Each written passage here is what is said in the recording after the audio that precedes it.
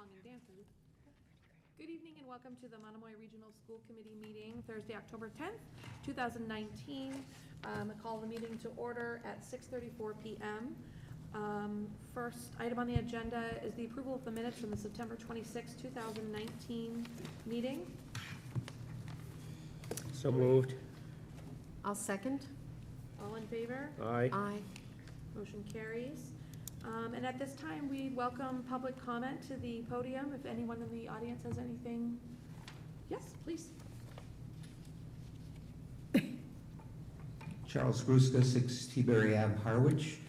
I wasn't able to attend the last meeting, but watched the recording I took of it at home and some comments and input on the discussion that was held about community forums for this year as part of the school committee goals. First of all, I really want to thank and commend the committee for establishing a goal to increase correspondence and communication with the selectmen, town officials, and the community at large.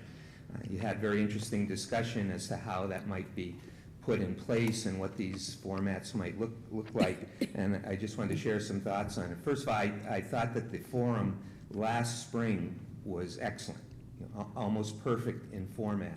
And I would suggest that it presents a great model for future forums that the community may be putting forward. You started by making it truly a ask the school committee, ask the school department forum by taking every question that was in the hall to begin with, and so that everyone who came to the forum with a question had that validated and recognized because it went up on the chart and was seen there, that it was acknowledged. And certainly, and the forum actually answered and addressed and spoke to every one of those issues. So no one would have left the meeting feeling, well, they didn't get to my question, they didn't get to my concern, because it was recognized and validated up front and treated to by adjusting the timing of how long to stay on a particular topic to make sure the entire meeting was accomplished. I thought that was a wonderful format, and I would suggest that you might want to consider that as a possible format for the forums that you would be doing this year. I'd stay away from a specific topic because that tends to only bring people out to hear that topic or if they have an interest on it. And what you did in the spring was truly ask the school department forum, and I think that would be a great thing to set up, even if only a few people come out. It can always be said that the school committee sits down regularly with the community and wants to hear what they have for questions and what they might have for comments and input. On the timing of it, I heard an interesting comment recently, and I still follow goings-on in Worcester from where I moved from years ago, and they're having a school committee election coming up in November. I heard one of the candidates in a Facebook post talk about school budget process, and made a very good point. It gave me food for thought, saying that usually the public is only invited into the process very late in the game, so that in most communities the required public hearing on the budget takes place pretty much not that far distant from when the school committee finalizes the budget it's going to put forward. And this person, who happens to be Tracy O'Connell-Novick's field director of your organization, the Mass Association of School Committees, was saying that perhaps some thought should be given to having a public hearing or some kind of public forum at the beginning or prior to the budget actually being developed. It sits down and says, first we want to hear from the public in the community any input that they might have. So just food for thought, that we're getting very close. I see from the outline in tonight's budget, tonight's meeting packet, to the calendar starting on the budget. She also made comments about the school councils having an opportunity to discuss the budget for their schools prior to the principals meeting with the superintendent. I know that, I believe that that's happening here in the Monomoy district. It doesn't happen in a lot of other districts I know of. One thought, if you were going to have a specific kind of a presentation, I might suggest a very quick mini course in layman's terms on the budget process. 10 minutes on, here are the 5 major steps that take place. This is how a school budget goes from beginning step to final step in terms of approval by the town. I have said before, and my thoughts have not changed, that the majority of people in the community do not know, do not understand what the process is for setting the school budget. No matter what their advanced degrees may be, my sense from talking to people is they don't have a concept, nor they don't understand the role of the school committee in that process versus their role as citizens in a town meeting, form of government, et cetera. I'm hoping that every student who graduates from our Monomoy schools understand that process and go out into the world of voters knowing exactly how a school budget goes from start to finish. But I know the community that's out there that went through my generation of schooling needs education on that. So one thought is possibly the school committee might want to do a forum where they just take a few minutes to talk about the budget process. Also maybe explain the difference between school budget and school assessments and school aid, state aid, and how all of that process is determined without getting into the weeds of it. But just a basic mini course for the public up front. And then opening it up to any input that there might be or questions about the school budget process. To do that, probably the ideal time, if we followed Tracy Novick's input, would be pretty soon because we're about to start that process, and you don't want to get that input prior to everybody really sitting down and putting the pieces together. So just wanted to share those thoughts with you. As I was watching, I was saying, gee, if I were at the meeting, those thoughts would have been coming to me at the meeting, but I wouldn't have had a chance to share them with you because public comment section takes place at the beginning of the meeting, so I wouldn't have had a chance to express it two weeks earlier than I did. I would again repeat and ask that the school committee may give consideration to perhaps an agenda item to at least discuss, is there a way to open up more public comment at school committee meetings? My idea was having another public comment period at the end of the meeting prior to adjournment, so that anything that comes up at the meeting, if someone that was present had a question or comment, they could make it. The ideal way, I think, is the way some groups do it, by having open hearing on any item as it comes up. Seems to me the selectmen tend to work their meetings in that kind of a format more. But I know very few school committees do that. I'm not suggesting that. It may be unwieldy. Maybe no one would take advantage of a second comment period, but I just repeat the request that you give some consideration along the line to at least discussing that possibility. Thank you very much for hearing my input tonight. Thank you, Charles. As always, very insightful and helpful. We will take all of that under consideration. Moving on to recognitions, Dr. Carpenter. Today was the Cape Cod 5 Credit for Life Fair, so I'd like to thank Cape Cod 5 and all of the different community organizations and businesses and community members that took part in that. We'd like to thank Cape Cod 5 for their grant of $1,000, which helped support the fair also happening behind the scenes. We'd also like to thank Harwich resident Jeff Brown, who donated 36 18 home and 18 away field hockey shirts to the district's JV field hockey team. On Wednesday, October 2nd, the high school AP Government and Politics class was invited by Judge Robert Rufo of Harwich to visit Barnstable Superior Court. The court was being visited by the Massachusetts Supreme Judicial Court to hear 4 appeals cases. The class was treated to a spirited display of how the legal system works when a case is appealed to the state Supreme Court. The students also learned a valuable lesson on how to prepare cases such as these, and we'd really like to thank Judge Rufo for that opportunity. On Saturday, October 5th, Monomoy Regional High School students, parents, and staff volunteered at the Housing Assistance Corporation's Big Fix. The Monomoy team did yard work, basement cleanouts, and more for 2 very appreciative homeowners.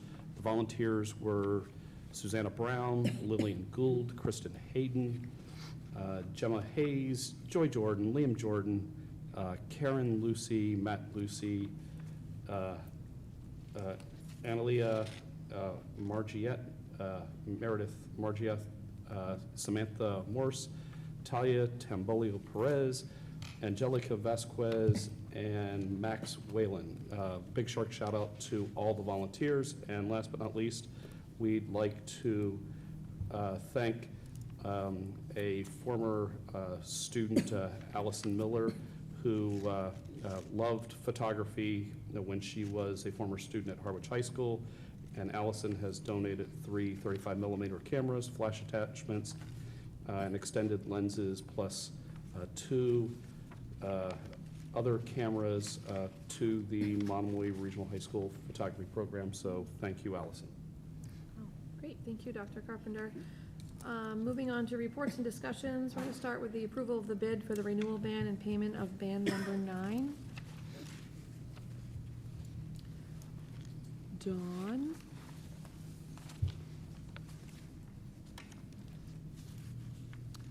It's my favorite part.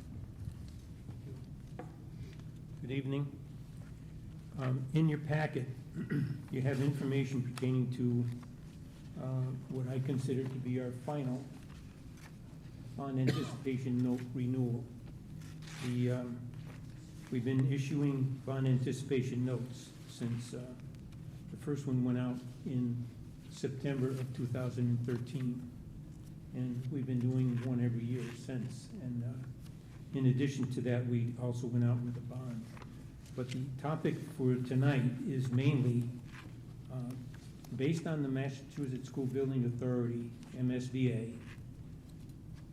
Last year, we submitted our final cost estimate and cost for the whole project. And by the time they got through the audit review, we received notification of our final grant that we were due in December of 18. So last October, we had to do a renewal of $1.5 million because we obviously owed a ban 8. So if you refer to page 2 on your document, that's the point of sale document. Item 2 under says bond anticipation notes outstanding, 1.5 million. That again is the ban that we had to renew in order to pay off the previous ban. So there wasn't any cost involved for any project cost. Mainly it was just to pay off that one particular ban. Once we received our final grant from the MSBA, we went out to bid and to look at how we could invest the $1.1 million that we received in our final grant payment.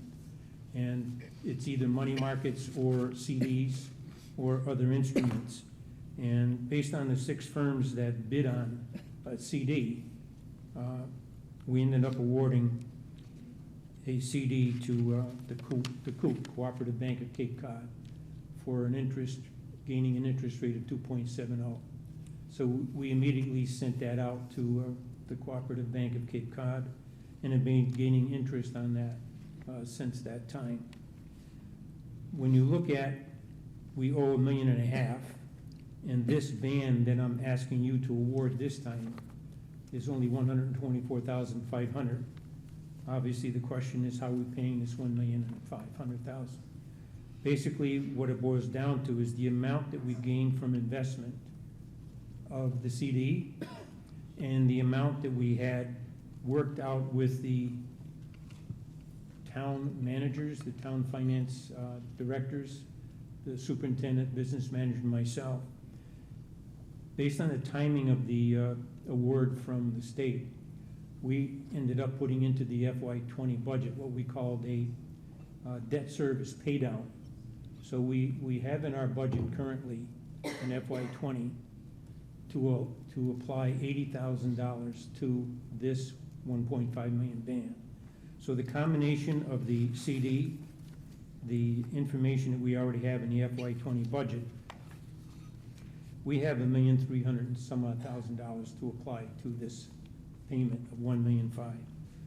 So we did have to go out because we do owe $124,500.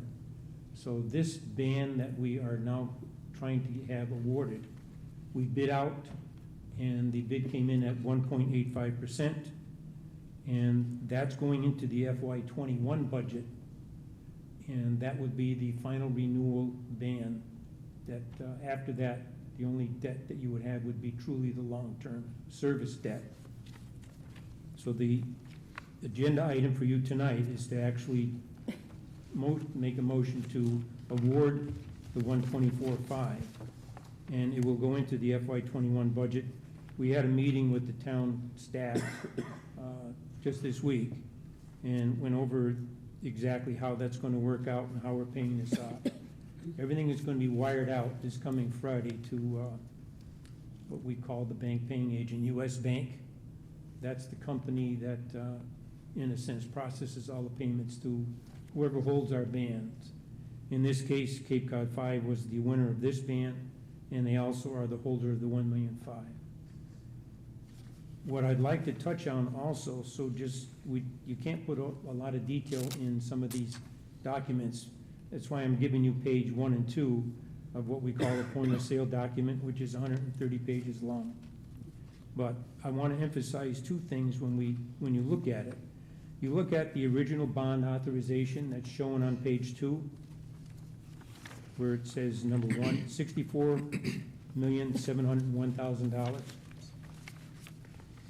That original bond authorization was voted on July 16th of 2012 by the school committee, and in August of 2012, was voted on by the two towns to exempt this project from Proposition 2.5 when it comes to the budgeting system.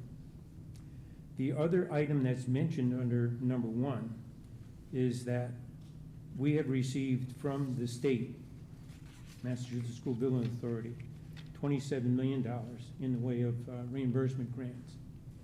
And that's based on what they call eligible project costs.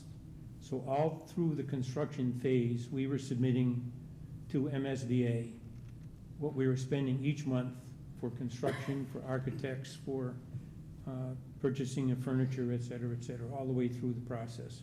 We submitted 51 requests for reimbursements, and they capped it out at one point of 95% receiving money. So that's why they owed us at the end $1.1 million. To emphasize what that really means is that when you look at the construction costs, what we were paying out, their measurements were whatever they considered to be eligible project costs would be reimbursed at the rate of 51.53%. When we finalized everything and they completed their full audit, the last report we received from them indicated that 90% of what we had submitted in cost were eligible for reimbursement, which basically is unheard of in any kind of a construction cost. Part of it was because this building was based on a model school, so that was one of the reasons we had a lot of grant participation from the state. So when looking at the original bond appropriation, the 64.7, the bids that came in for construction were at 59 million. So there's what I call a cost avoidance. It's not a savings because you didn't spend any of the money, but you didn't have to spend 64 million in bonds or construction. You spent 59. The other issue is that based on what we were getting in the form of a grant from the state, whenever you go out for bonds, there's what you call a bond counsel that you hire. And they end up looking at, number 1, your cost, your time frame, your schedule, when you're going to hit 80% of your construction costs.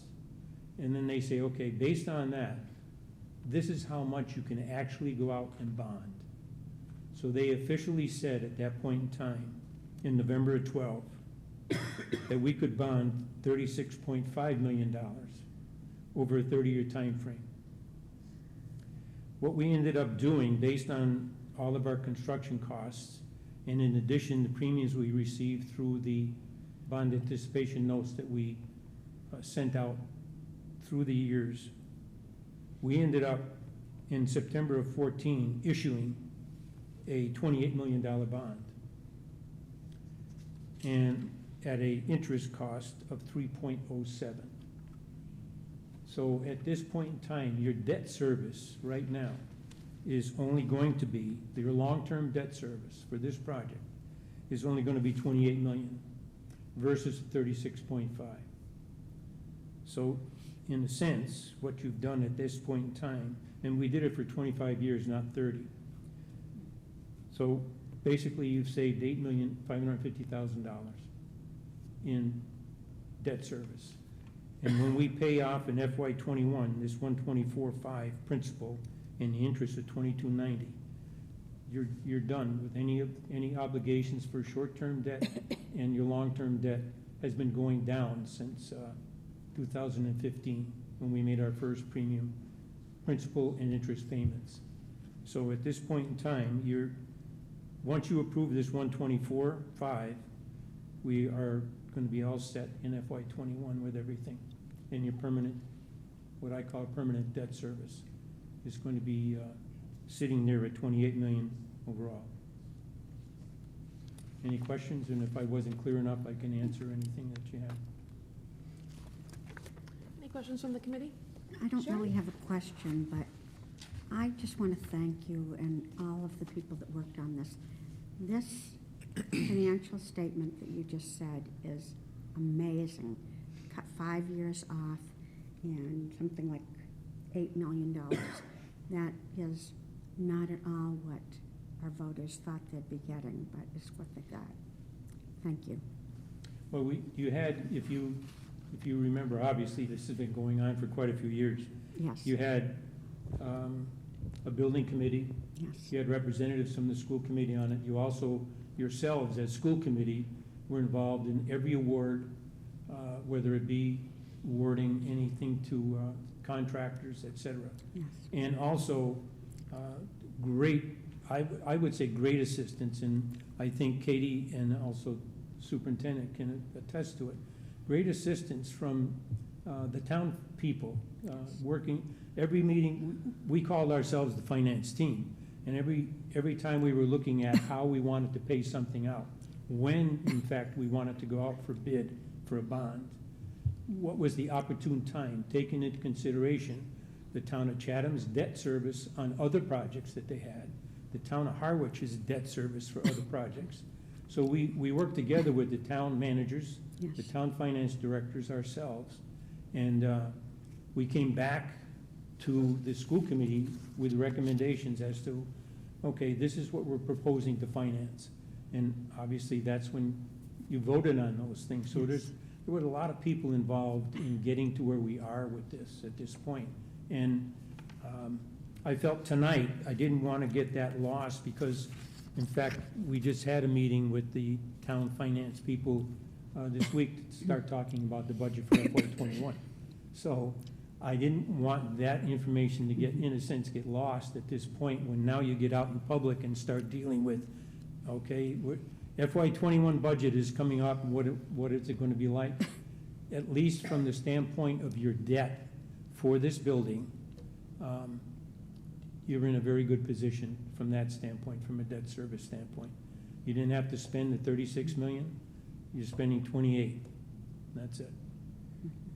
Thank you, Donna. Any other comments tonight, questions? So I'd for like Donna? you to at least have the motion. Yep. And in addition, as part of the motion, you are approving item number 2, which says we are using this fund to pay this last ban that was out there. And you do have a warrant out there tonight for the $1.5 million that I have to send out to Cape Cod 5 next Friday. Okay, would anyone like to make a motion? I believe it's at the back of your packet. Okay. Go ahead, Sharon. So I move that the Monomoy School District School Committee approves the district treasurer's award of $124,500 general obligation bond anticipation note renewal dated October 18th, 2019, payable on October 16th, 2020 to Cape Cod 5-cent Savings Bank in accordance with the terms set forth in the notice of sale dated September 25th, 2019, and that each member of the committee, the district secretary, the district treasurer, be and hereby authorized to execute and deliver such documents necessary to carry into effect the provision of the foregoing vote. I'll second. All in favor? Aye. Any abstentions? Motion carries. Thank you. Thank you. Thank you, Thank you. Dawn. Next item on the agenda is the YMCA after-school program presentation. So in your packets, there's a letter that that Mary put out to the Harwich Elementary School families regarding the conversation that we've had here at the table with school committee of us transitioning from the district running Harwich Elementary's after-school program as MCLP to transitioning to the YMCA. We had, I'm trying to think, we had 50 families, is that about right?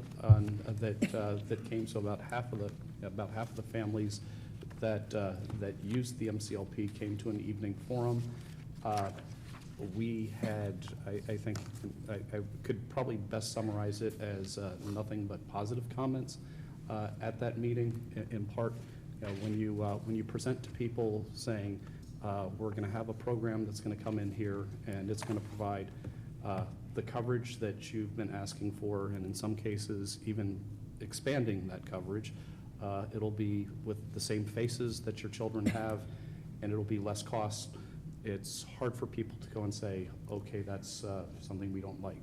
So you have in your packet the rate sheet that we provided families as well, and we have some representatives from the YMCA here who could give you the same presentation that they provided the parents as to what the YMCA offers in an after-school program.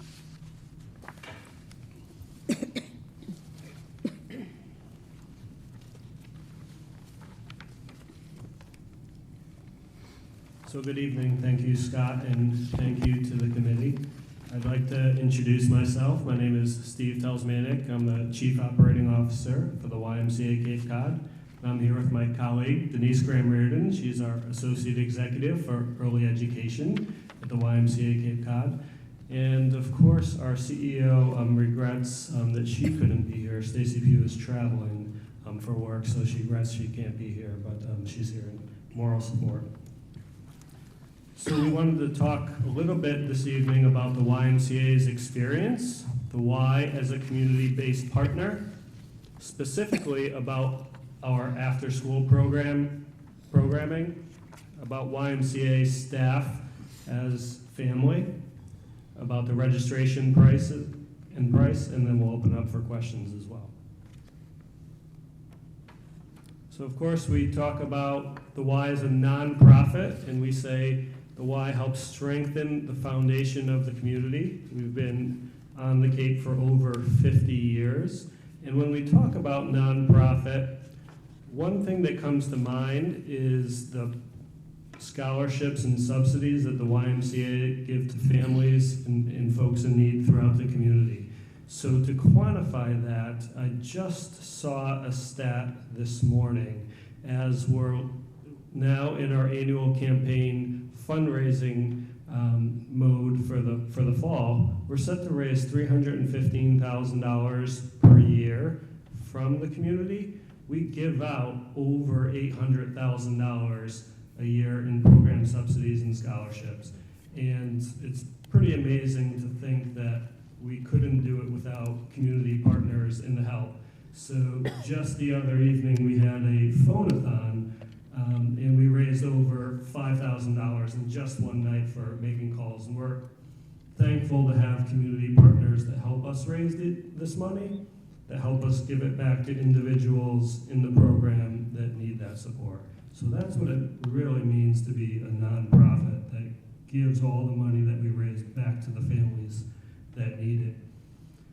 We talk about national experience and resource development for an organization that's been in existence for over 173 years.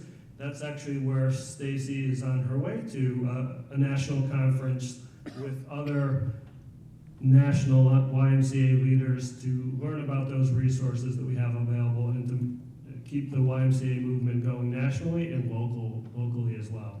And of course, our 3 areas of focus are youth development, healthy living, and social responsibility. So currently, in the Lower Cape, we operate 2 early education centers, and we're so close to opening our 3rd early education center at Harwich Elementary School. Some of the other programs and services we do in the Lower Cape, we offer swim lessons at Brewster Green Pool. And of course, we've just done a community needs assessment through volunteers that serve on our Lower Cape Task Force. This community assessment works with the community to understand where the needs are, whether it's childcare, whether it's healthy lifestyles, activities like a pool. But we've just recently done a needs assessment. And we've also done programs here in the past, but again, we match programs and service to wherever there is a need. Now, some of the key features, Denise, did you want to speak to some of these?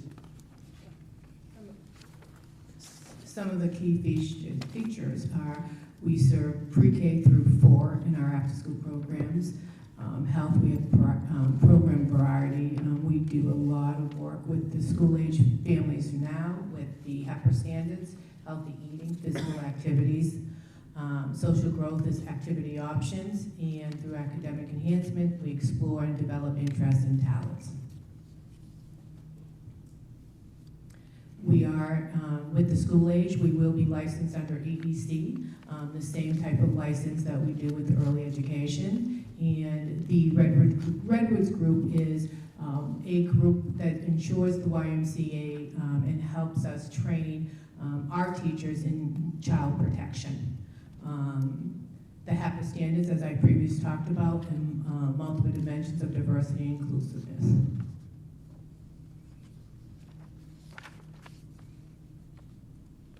And I actually want to go back to that EEC license. One of the regulations that EEC requires us to follow is the staff to child ratios, which are really strict. In our early education centers, for example, preschool is 10 to 1, 10 children to 1 staffer. In our after-school program, it's 13 to 1. So if you were to have 25 or 26 children, we would have at least 2 teachers on duty. So that's an example of one of the licenses guidelines that we do follow under EEC. And of course, we have gone through an acquisition of another school district's after-school program, specifically in the Falmouth area. And we invited all of the Falmouth employees to the YMCA family. We will do the same should this pass. With all Monomoy Regional School District employees, we would offer them all employment at the YMCA. Of course, we would assess, qualify their experience qualifications, and match up whatever we would need to make them whole. Of course, we do background checks and ensure that all of the employees in YMCA programs are safe to work with children. We have a really strict hiring process, and of course, they get access to YMCA benefits, health care, and retirement for all full-time employees as well. So of course, the out of school will be after school care. So we accept registrations for full-time after school care and part-time. And there could potentially, oftentimes how YMCA's run our before and after school programs, it's the same staff that serve the same families in the summer camp. So at some point, I'm sure we would discuss potential summer camp.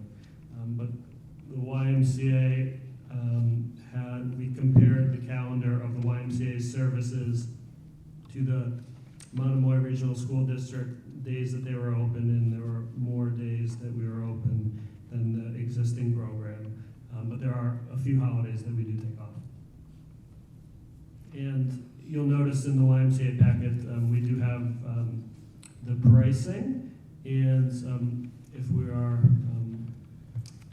able to get approval, registration would begin as soon as we were able to get that. We'd like to begin that registration. registration for the families. So I'd like to open it up for any questions. Thank you very much. Any questions from the board? Concerns, comments? I Mary? just have a question, and maybe this isn't the time, but I know this is talking about the after-school program. I know MCLP ran the enrichment programs and the before-school. Is that under this umbrella, or is that completely separate? So at the moment, it is, it's, at least for this school year, it's going to be running out of the elementary school office, the enrichment program. However, we have had conversations about having the Y potentially pick that up in the out years. So we would keep enrichment happening, and if anything, work with them to try to even expand, the enrichment offerings that are happening. But as we went into the school year, Mary's office had already started that that ball rolling, and there's only so many monkeys I want to take off of my back and put on Denise's back before she goes running away. And this was, it's something that we felt we could go and manage well this year. Great. Any other questions? All right. Oh, Sharon. I just, I'm looking at this fee scale. So the after-school is for 3 hours, $15 a day. And when it says half days for school conference, what hours is that for the $24 a day? What time does it start? 11:20. 11:20. 11:20? Okay. That's my only question. Thank you very much. Dr. Carpenter, did you have something to say? Yeah, so just, our intention is to have the YMCA start coming in the upcoming week to start connecting with families as they're picking up. There's a registration process because we, at the moment, have sort of our paperwork, but you can imagine they just want to get all the family information to have them have that opportunity to go register families. And I think in fairness to the families, and this is what I shared at the evening forum, we took in a $50 registration fee as part of Monomoy's MCLP, and it's only appropriate for the families that paid the $50 registration fee to shift that over with them to the YMCA, that not to see them pay 2 registration fees for families that have already registered. So, so if they paid the $50 fee, they're not going to have to pay another one. Okay, great. Thank you. Moving on to item number 3, I believe Liz is not here, possibly stuck on the island, but hopefully safe. So we're going to move on to item number 4, John Dixon to present the Iowa caucus trip proposal. Just in time, John. Just in time. That's a miracle. So thank you. I am glad my timing is good. So our proposal is to take a group of students to attend the Iowa caucuses as we did 4 years ago. We would leave Saturday morning early. We will fly to Chicago, charter a bus from Chicago, and then use that bus to barnstorm around Iowa Saturday afternoon, all day Sunday, and all day Monday, ending at a caucus Monday night, and then coming back Tuesday morning. The itinerary that you have is really guesswork, because what we found 4 years ago is that the candidates don't schedule rallies till a week or 2 ahead. I mean, it's all strategic as to whether they'll still be in Iowa, whether they'll be going back and forth between Iowa and New Hampshire, where in Iowa they decide they ought to be focusing on. So we'll get a hotel for the first couple of nights near Des Moines to be central, and then what we did last time is we spent the last night closer to Dubuque, so it would be closer to the eastern end of the state and closer to the airport. Last time we attended a caucus in Iowa City. We could do the same again, but again, even that was a sort of that day decision as to, okay, where what makes sense in terms of what our schedule is going to be. As I was telling students, because we've done it and been successful, I'm confident it'll be successful again. But we're going to have to accept there's going to be some fluidity on the trip as to what's going to happen. And even last time, the day of, we changed our decisions as to which rallies to go to based on some changing events. So, any questions I can answer? Tina? Yes, how many children or kids do you expect to go? At this point, I'm going to guess between 15 and 20, and that's about the number we had last time. Jen Police and I will be the two faculty chaperones. Last time, we had a number of parents and actually a couple of grandparents that came with us as extra chaperones who were interested in coming on the adventure. So that may be possible also. Okay. And what is the cost for each student? So until we get to the point where we're able to book hotels and airfare, it's going to be an estimate, but the estimate is $550 per student, and plus the cost of meals.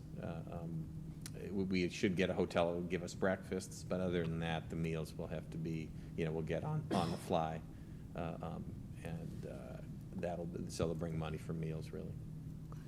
One other question. So if a student wants to go where this might be a bit of a hardship, what is the plan for that? So the plan is to work with guidance. In fact, I've already had one student identified for whom we'll find a hardship, and then we'll look for a variety of sources of funds to be able to cover that, as we have with similar trips in the past. Okay.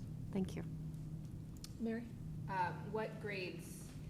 So it's all high school. 4 years ago when we did it, I was teaching an AP class, and I took basically all the AP class. This year, no longer teaching 12th graders. It's open to, well, initially we were thinking of 9 to 12, but there are a couple of 8th graders who expressed interest who I do know as soon as I have as students, I think they would be appropriate. So if our proposal at this point is for it to be open to 8th to 12th graders. Sharon? So if you happen to have 20 kids or something, Mm-hmm. or 25, can you accommodate that? Yeah, it's presuming that we'd be able to get hotel rooms. The buses we're looking at, there's not much of a difference in cost between a 30-seat bus and a 40-seat bus. And so I did get a bunch of initial proposals from bus companies. I probably have 6 or 8 in my email, and I all said, well, thank you, I'm going to get back to you in probably about 2 months. And so I know, yeah, the bus size isn't an issue, presuming we're able to get enough plane tickets. And flying Boston to Chicago in February is not too difficult. It's not vacation week, so it's not going to, I'm pretty sure we could accommodate however many expressed interest. But as I said to all the kids, it's, make sure you're really into politics and you want to go hear a lot of speeches and run around the state to hear more speeches.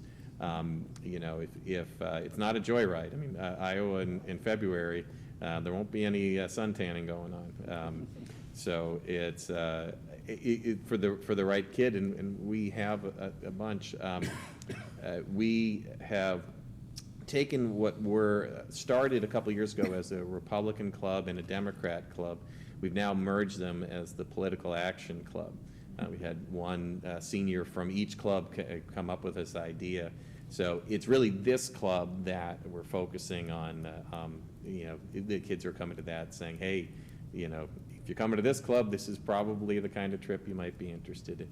And we certainly will go to Republican and Democratic rallies. We are very nonpartisan when we're there, as we did last time. We went to every rally we could get to, Democrats and Republicans. We did go to a Democratic caucus primarily because the Democrats have an extra step of viability that makes it more of a active participatory meeting. The Republicans they vote once and they don't do a second round of voting. But if we'll talk about it, and if we have students that really want to go to each, we'll split up. We'll find a place where the rallies, where the caucuses are close to each other, and in some ways that'd be ideal. Then we could compare notes after for what the experiences were like. Any other questions or comments? Do we have, do you have a timeline in which you need us to vote on this? It would be fine to vote in the next meeting. I Okay. did suggest in the timeline I've given to students, the first deposit I would take them was on, I think, the 28th. I think I'd said, and I think your next meeting is the 24th. So if you made a decision on the 24th, then I'd be ready to accept deposits starting the 28th. Okay.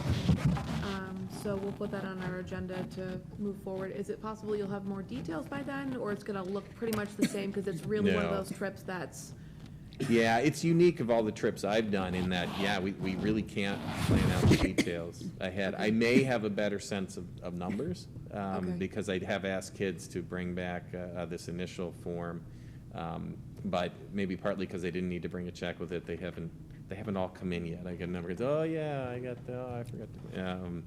Of course, when we get to the point where they need to produce a deposit and we give them a harder deadline, I'll get a number. So it's possible between now and then I'll have a better sense of numbers. But I think that's that October 15 to 20 is the slot that we're gonna end up in. okay, all right, any other, oh, Sharon, sorry. So that just brought up one. So when these kids come back, do they share what they've learned with anyone? So it'll be different this time. Yeah. 4 years when we did it, it was our AP class. Yes. So we came back and, that was, that was great in terms of as then we continued to watch through the primary process and help them get ready for the test. This time, we'll be bringing back kids who are in all different classes. And so I'm sure their teachers will take advantage of the opportunity to have them share with the class.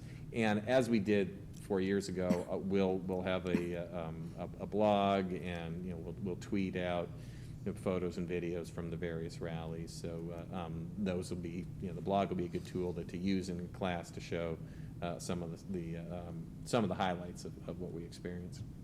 Thank you. Great, thank you very much. We'll plan to Thank put you. that on the agenda for the following meeting. And you do not need any of us back here for that usually, No. right? Okay. Unless you want to just update Leah with maybe if you have a number. I'll be in touch with Leah And that if would I be have any fine. more details, like a better sense of the number. Yeah, I will share. that's with fine, her. but otherwise, yeah, no, we don't need anything. All right. Thank you Thank very you. much. Thank you. Thank you, guys. Thank you, perfect, thank you. Moving along, we are moving on to the 2019 MCAS results presentation by Mr. Mark Smith, Hello, just give me a second to get set up. Director of the CIA, Director. FBI, No, just the CIA. just the CIA. Those two agencies came together.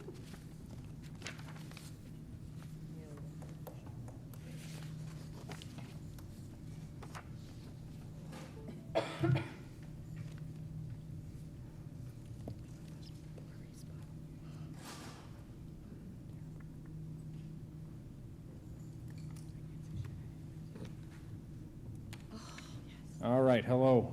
Mark Smith, Director of Curriculum Instruction and Assessment for the district, and I'm gonna go over high-level view of our MCAS data, and then talk about a little bit connected to our strategic plan, some of the, well, I'll elaborate a little bit more when we get there, but sort of how we're using some of the data, both to confirm some things that we thought within the strategic plan, as well as drive some action going forward. So first, just to provide a little context, just to let you know, if you're not already aware, within the state's been doing a decent job of continually moving the goalposts on us, making sort of what our target is change from year to year. So over the last 5 or 6 years, we've gone from the legacy MCAS, then we flirted with Park, and if you had asked me 5 years ago, I would have told you for sure Massachusetts was going with Park. Everything that came out of the department had the Park logo on it. I'm like, the commissioner at the time was on the larger board. He was like the chairman of the Park board. I could have sworn we were going that direction. And then all of a sudden, the state pivoted, and now we're doing MCAS 2.0. And so with MCAS 2.0 came changes in the reporting categories. So everybody had become very comfortable with the terms advanced, proficient, needs improvement, warning, or failing.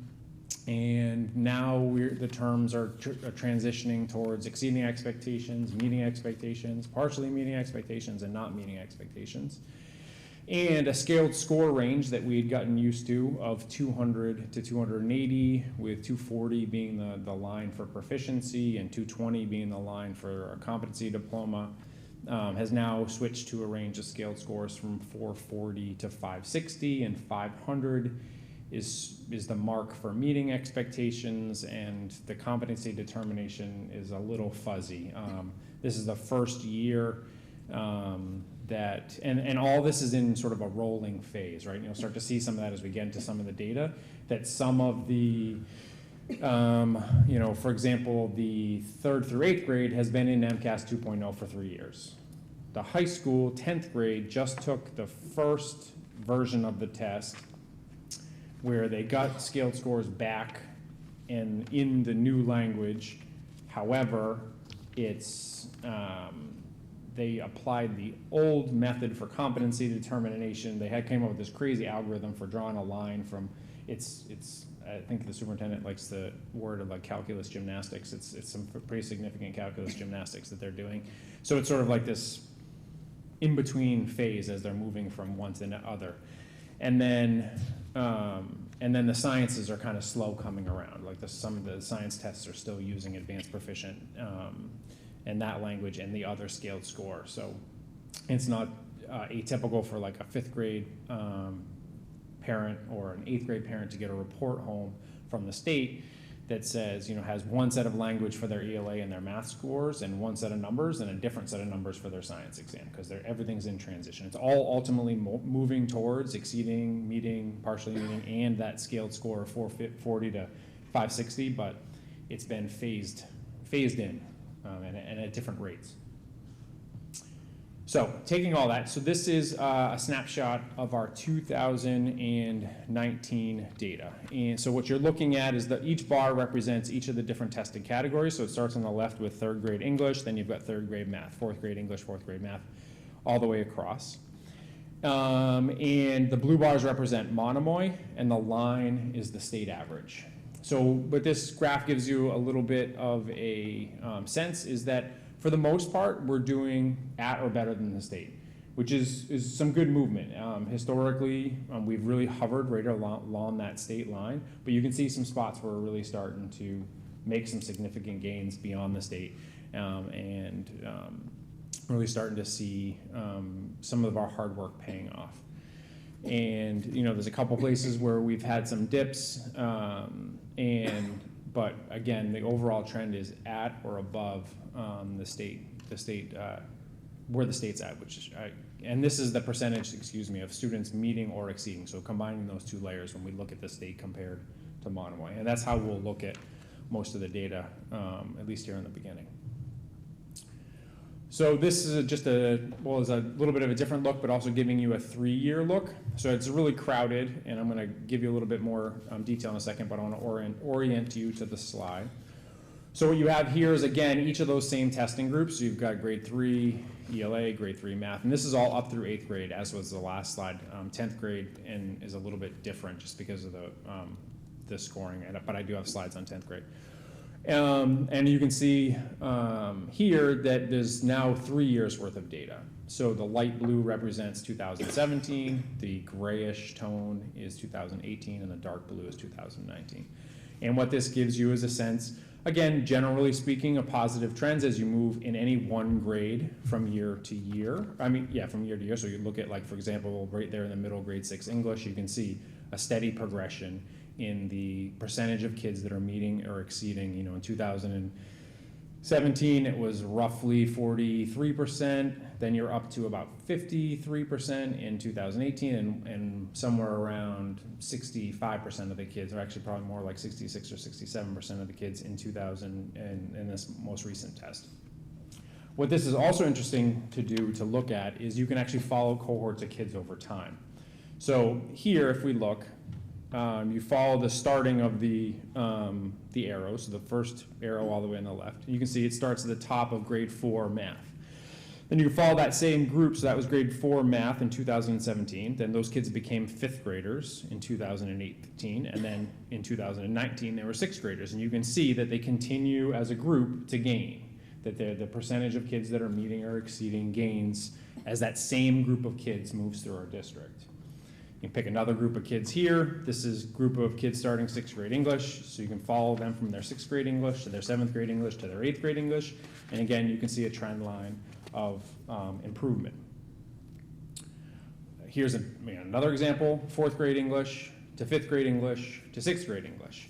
You see this particular group of kids has made some pretty significant gains over those 3 years. And then there's also the opposite of that. There are a couple examples where there are some dips. This one is a fairly small dip though, which is encouraging because as I followed a bunch of these and most of them are all in the positive trend. This is one of the few that there's any sort of negative dip, but what it again tells a story to me that as kids move through our district, more and more of them are moving into the exceeding and or meeting expectations. And then we can also look at, they give us a 3-year analysis for a group. So that last one there on the right is grade 3 through 8 ELA. So it's like mashing all that data together. And you can see, again, for 3 consecutive years, 3rd through 8th grade in ELA, we've continued to make improvements in the percentage of kids that are meeting or exceeding expectations. In 2017, we were below 50%, and now we're bumping up against 60%. And then the same, just to the right of that is math. So again, you can see the same positive trend, starting from a lower position, but continuing to make positive gains overall in the data for our aggregate group of kids 3 to 8 in math.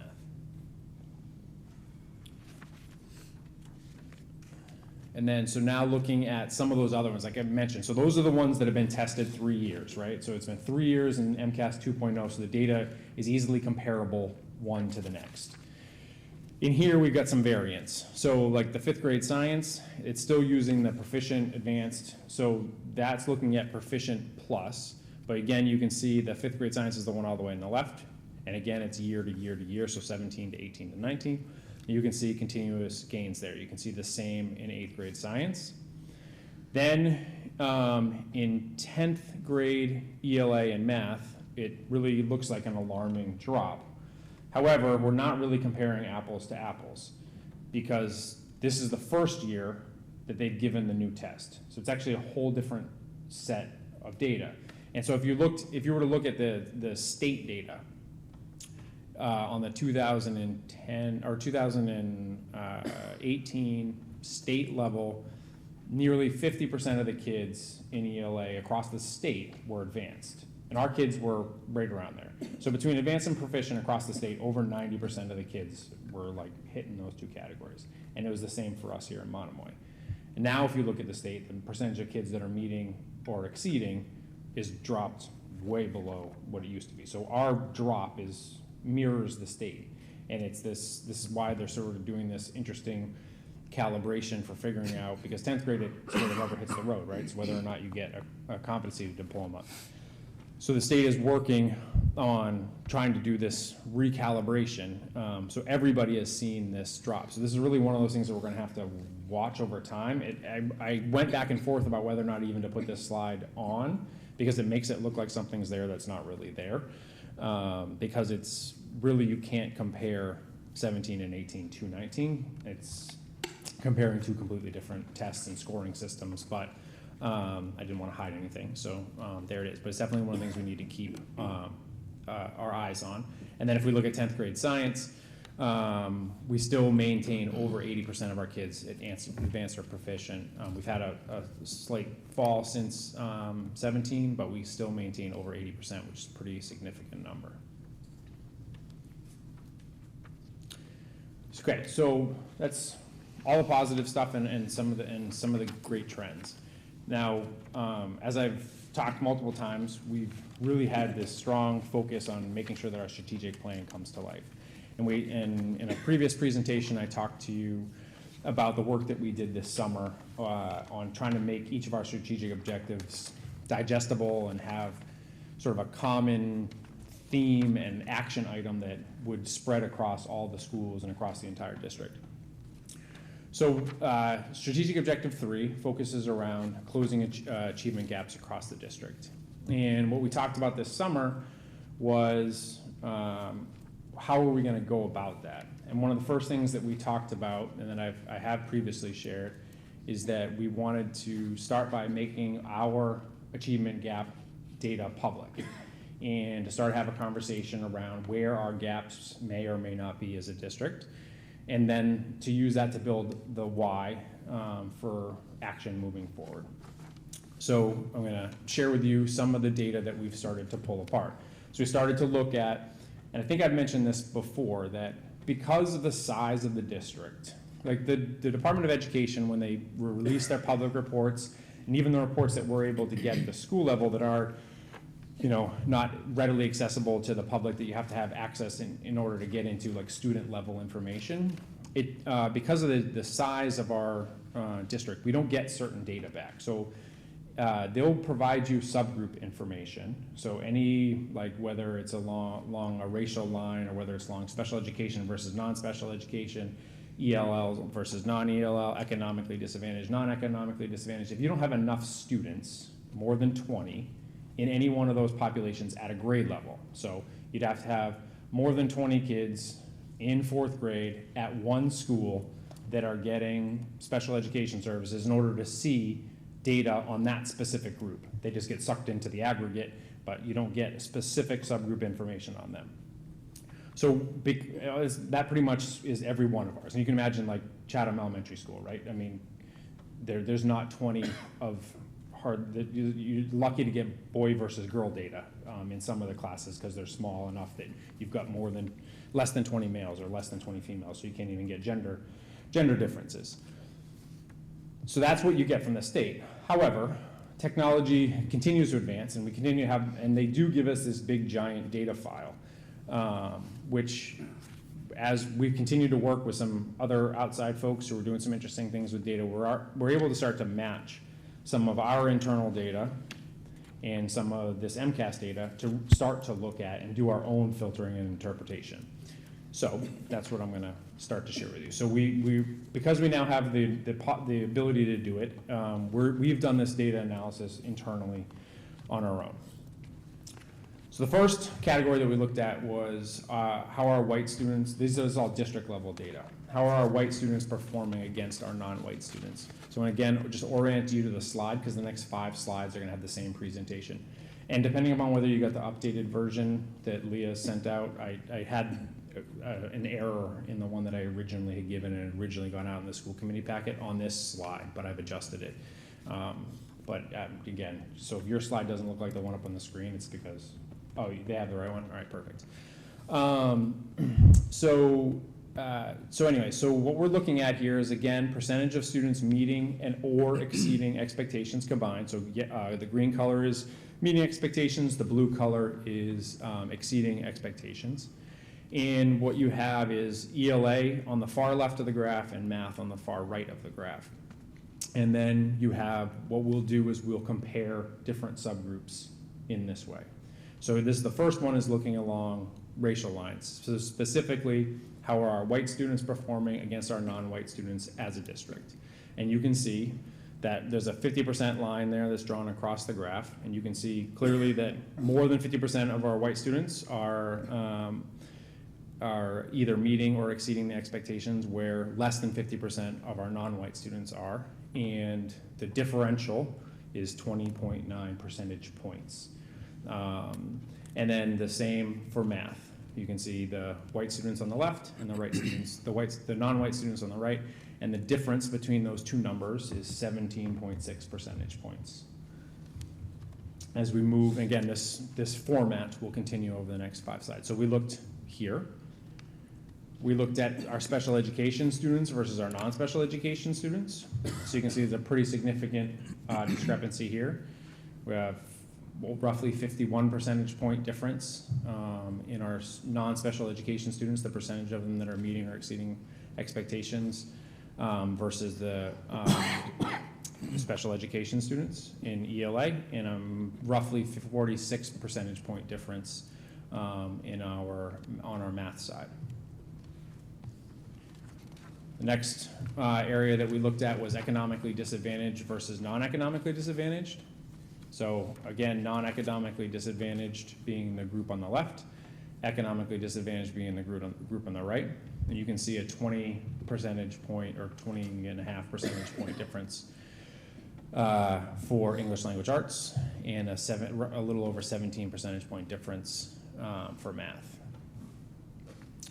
And then we looked at our English language learners, and again, you can see a discrepancy here between our non-English learners and our English learners. For ELA, it's roughly 31 percentage points, and in mathematics, it's a little, it's 44.5 percentage points. And then the last group that we looked at was female performance versus male performance. In math, you can see it's the only place that we're statistically, it's pretty much the same. 1.5 percentage points would be within the margin of error. But within ELA, we've got a 15 percentage point difference. So that's looking at all males versus all females.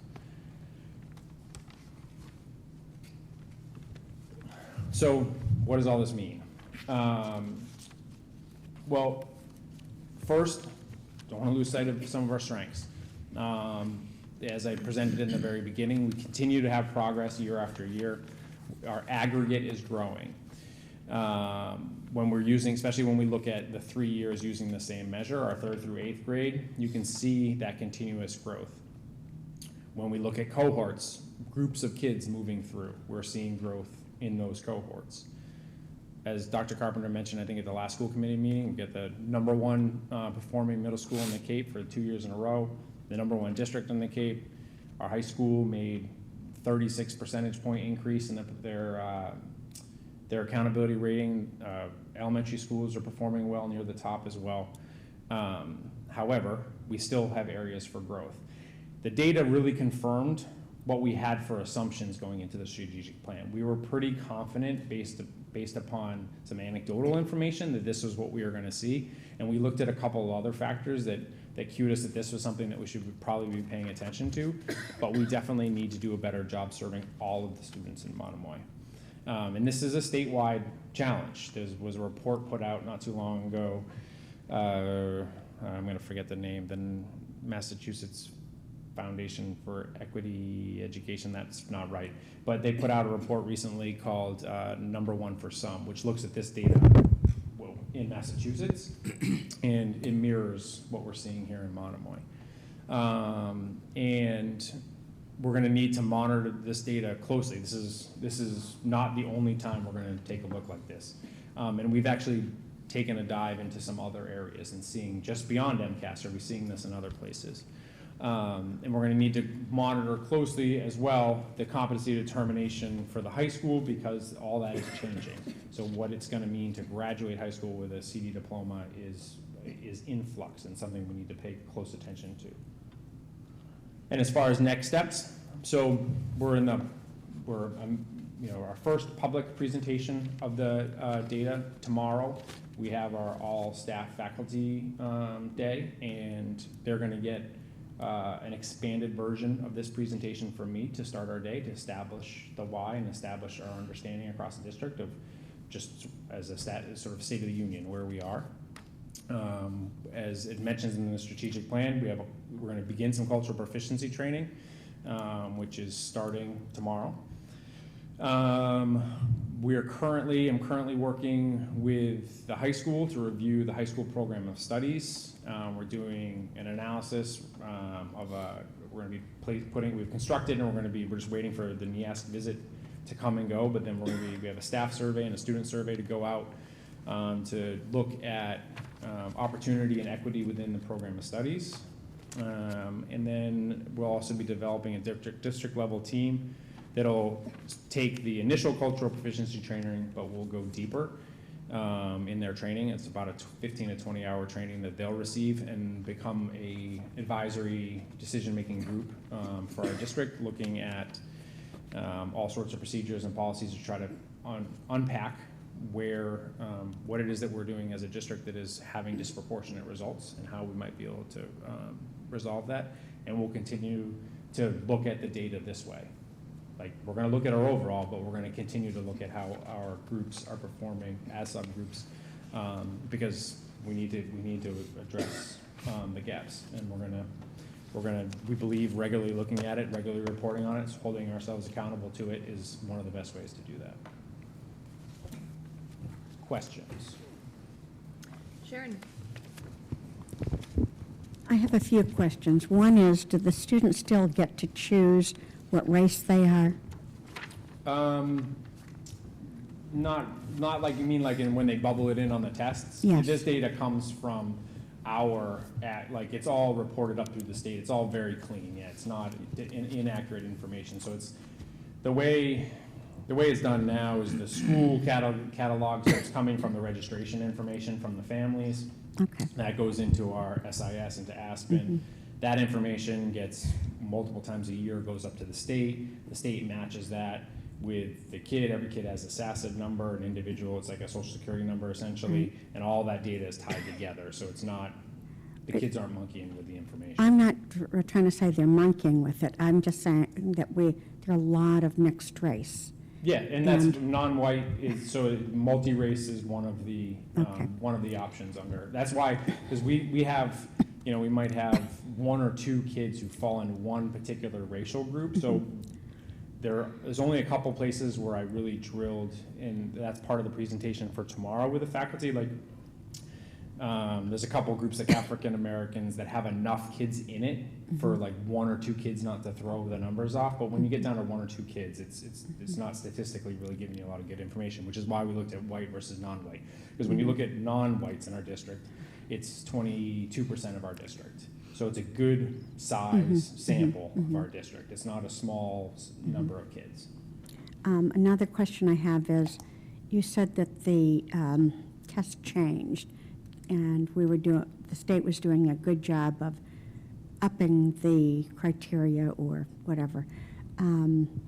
So when you're looking at our score for prior and you're looking for the score for now, we're not really comparing exactly apples to apples.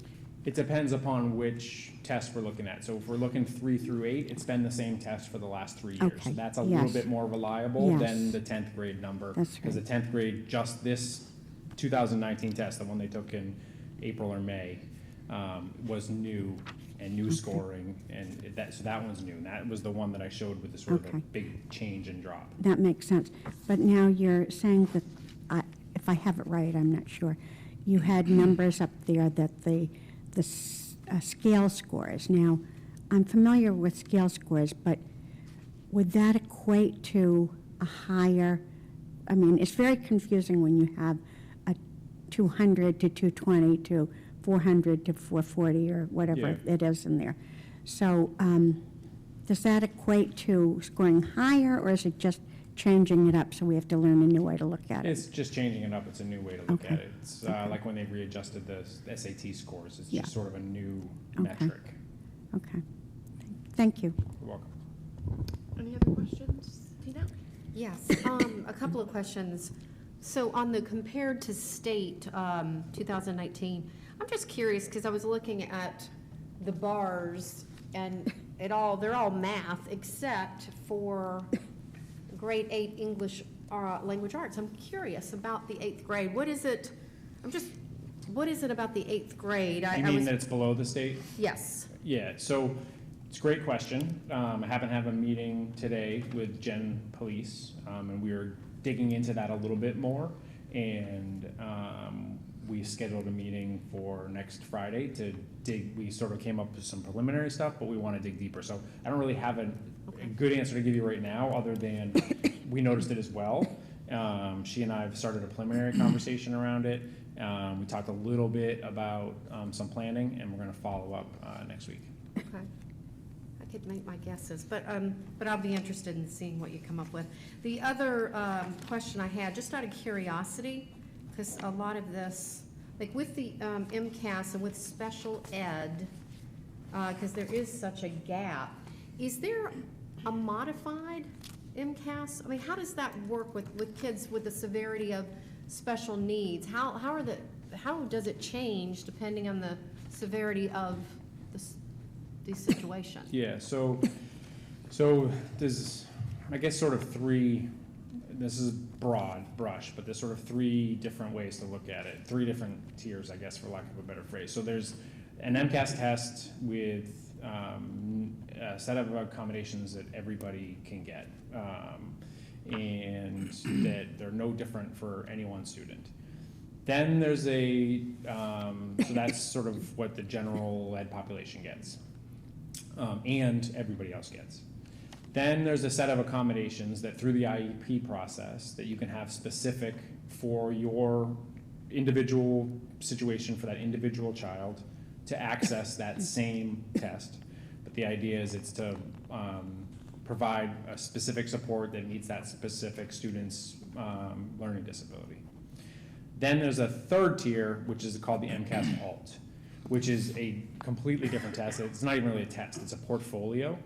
But that's really reserved for less than 2% of your student population. It's really for significantly cognitively impaired students that aren't likely to get a competency diploma. It's a whole sort of different subset of students. But it should be, if it's more than, I think if it's either more than 1% or more than 2% of your student population, you have to essentially justify why that is with the Department of Ed.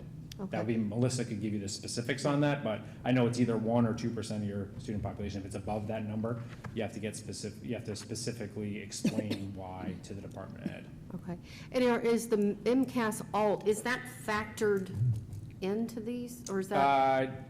Yes, it can be, because because this is based upon the way that I pulled the data was based upon whether or not they got the score of meeting, exceeding, and again, it kind of, actually no, I think there's a different set. That's a good question to which I have to get you an answer, because now as I'm speaking, I think it actually reports in the data file in a different way for kids that are on the alt. They use different language, so progressing and some other different language, like emerging, progressing maybe. So if that's the case, then it wouldn't have got pulled into this data, because I did it specifically around the language of meeting or exceeding or advanced or proficient. Like I did not include those other terms that wouldn't have got pulled into the data.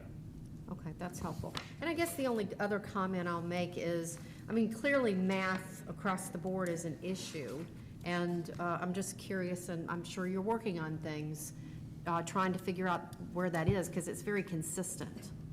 Yeah, so like as far as underperforming Yes. against ELA, yeah. So, well, one, there's been some emphasis at the elementary school placed in new programming, and we do see gains there. And there's been what's interesting is, I guess I'm really just reinforcing your point. Like I know, for example, at the middle school, again has been performing extremely well, but if you break out their ELA data versus their math data, their ELA data is stronger than their math data, and they've also had a really strong focus on literacy across the curriculum. And I would say we need to figure out a way to have that same level of focus in mathematics. Again, we're continue to make progress, but it's not at the same rate as ELA. Yeah. Okay, thank you. Terry, did you still have a question? Terry? I'm all set. I'll reserve a question of Mark to later on. Okay. And Sharon? So have the parents gotten the students' individual reports yet? Yeah, they went out to the schools to go home. Whether each school is, they come to our office first, and then we send them to the school. So I know they've gone to the school level. Whether or not they've actually gone out to the schools, I don't know yet, but probably. If not, they are going soon, yeah. Thank you. And Joe? In regards to the next steps, who will be receiving the cultural proficiency training? How is the team constituted that will receive the deep proficiency training? And what is the makeup of the decision-making group for the district procedures, if you know that information yet? Yeah, so as far as training, so tomorrow it is all admin, the admin assistants at the building level, and the teaching staff, Unit A. Yeah, because per their contract, instructional assistants are not, tomorrow's not a work day. So then we've organized for the presenter that's doing that portion of the training is coming back 2 other times. So then she's coming on the 22nd, 24th of this month. It's one of the days, it's a half day for the parent conferences at the elementary school. So she'll come in the afternoon when the teachers are doing parent conferences and do a training with the elementary and middle school instructional assistants. And then she comes back on another day in January when the high school's on half days for finals to do the training with the high school instructional assistants. So that'll capture most of everybody. Haven't figured out a way to do bus drivers and cafeteria yet, but we started with so it'll get us 90 to 95% of the faculty. The team, I have to figure out exactly what the exact structure is gonna look like, but it'll be made up of admin representation from all the buildings and teacher representation from all the buildings. And likely instructional assistant representation. Whether or not that'll be from all the buildings or not, I'm not 100% sure. And as I was saying it, I realized probably not really a decision-making body, and actually should have changed that in the slide. Really likely more to be an advisory body to both the school committee and to the district leadership team, or the district/school level leadership teams. But to look at things like one of the things we found is a racial discrepancy in AP enrollment. So to look at our procedures for enrolling in AP, like is there something in our procedures for how kids are getting into AP that is disadvantaging a certain population of our students?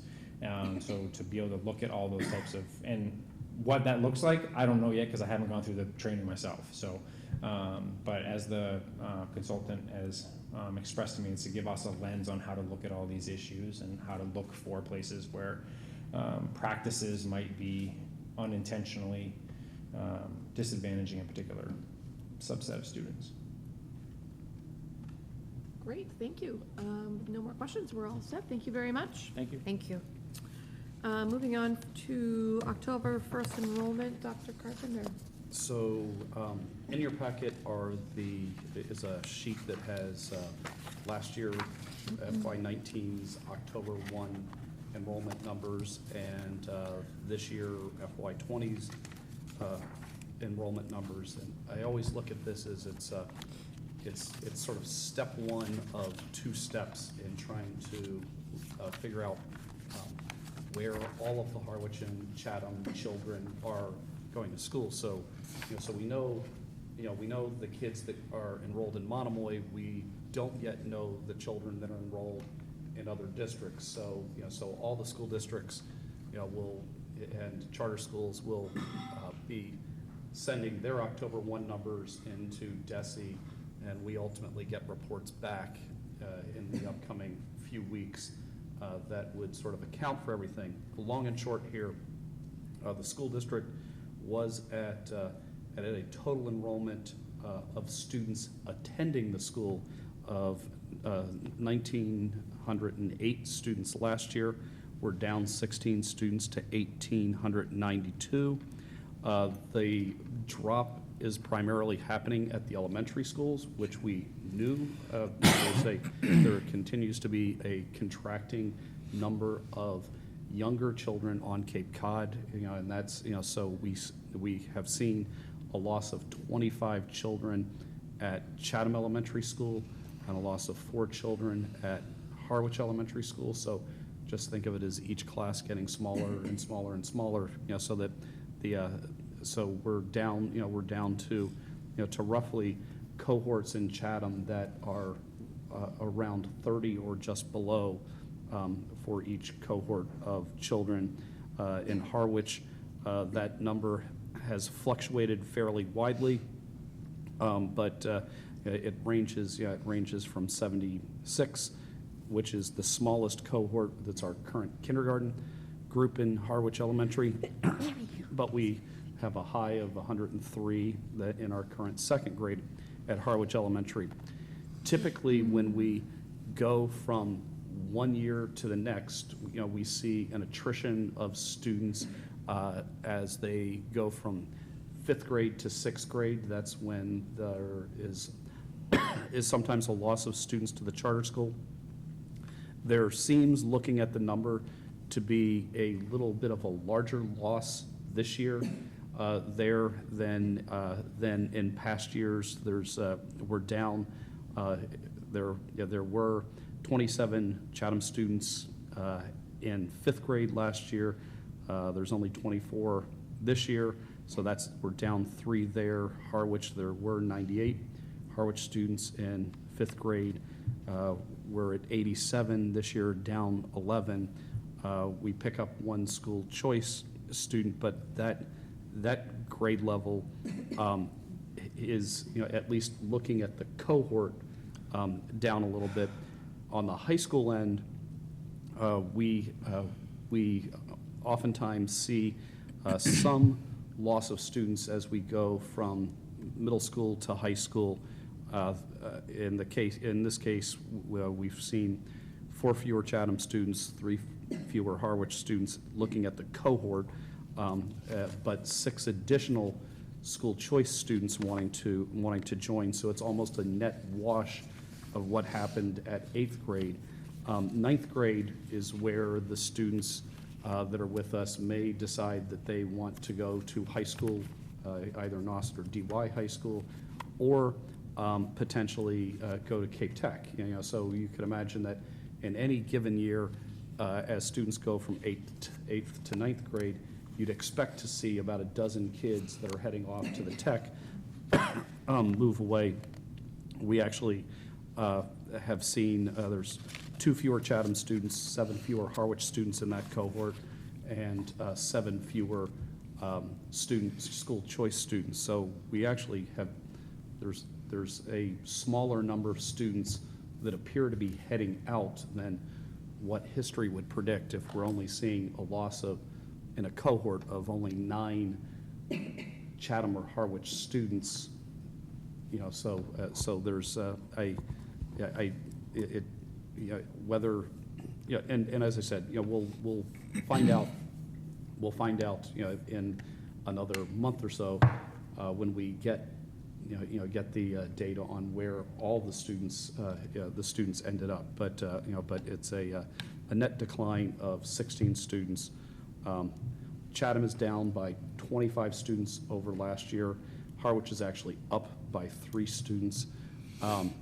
And it's too early to say how this is going to impact the assessment. The assessment is based on all of the students that we're financially responsible for. This gives us a picture of the students that we're financially responsible for that are attending our schools.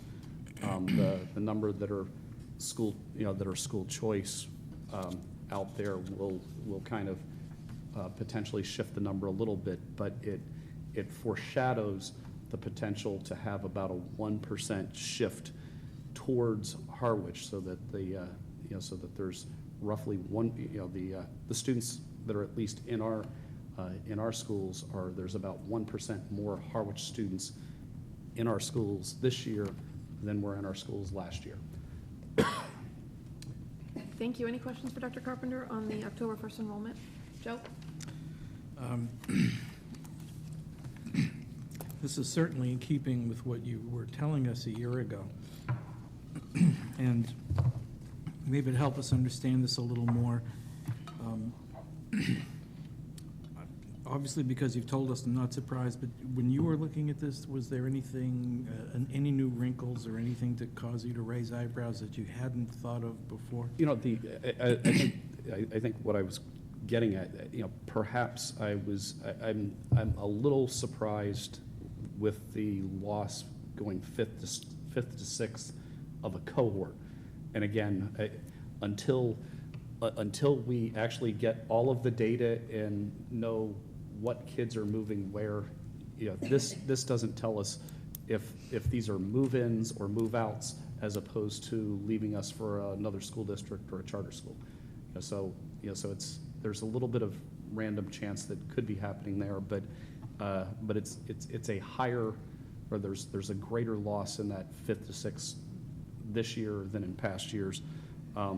There's a smaller loss in 8th to 9th this year than in past years too. So we'll call it even, Steven. Thank you. Any other questions, comments? Great. Thank you, Dr. Carpenter. And we're going to move right along to you again for a brief update on the Chatham Board of Selectmen request for universal pre-K. So I sent to the school committee the memo that the Board of Selectmen sent us with a request to look at how we might be able to do a universal pre-K for at Chatham Elementary School for the Chatham Elementary School for 4-year-olds in Chatham. I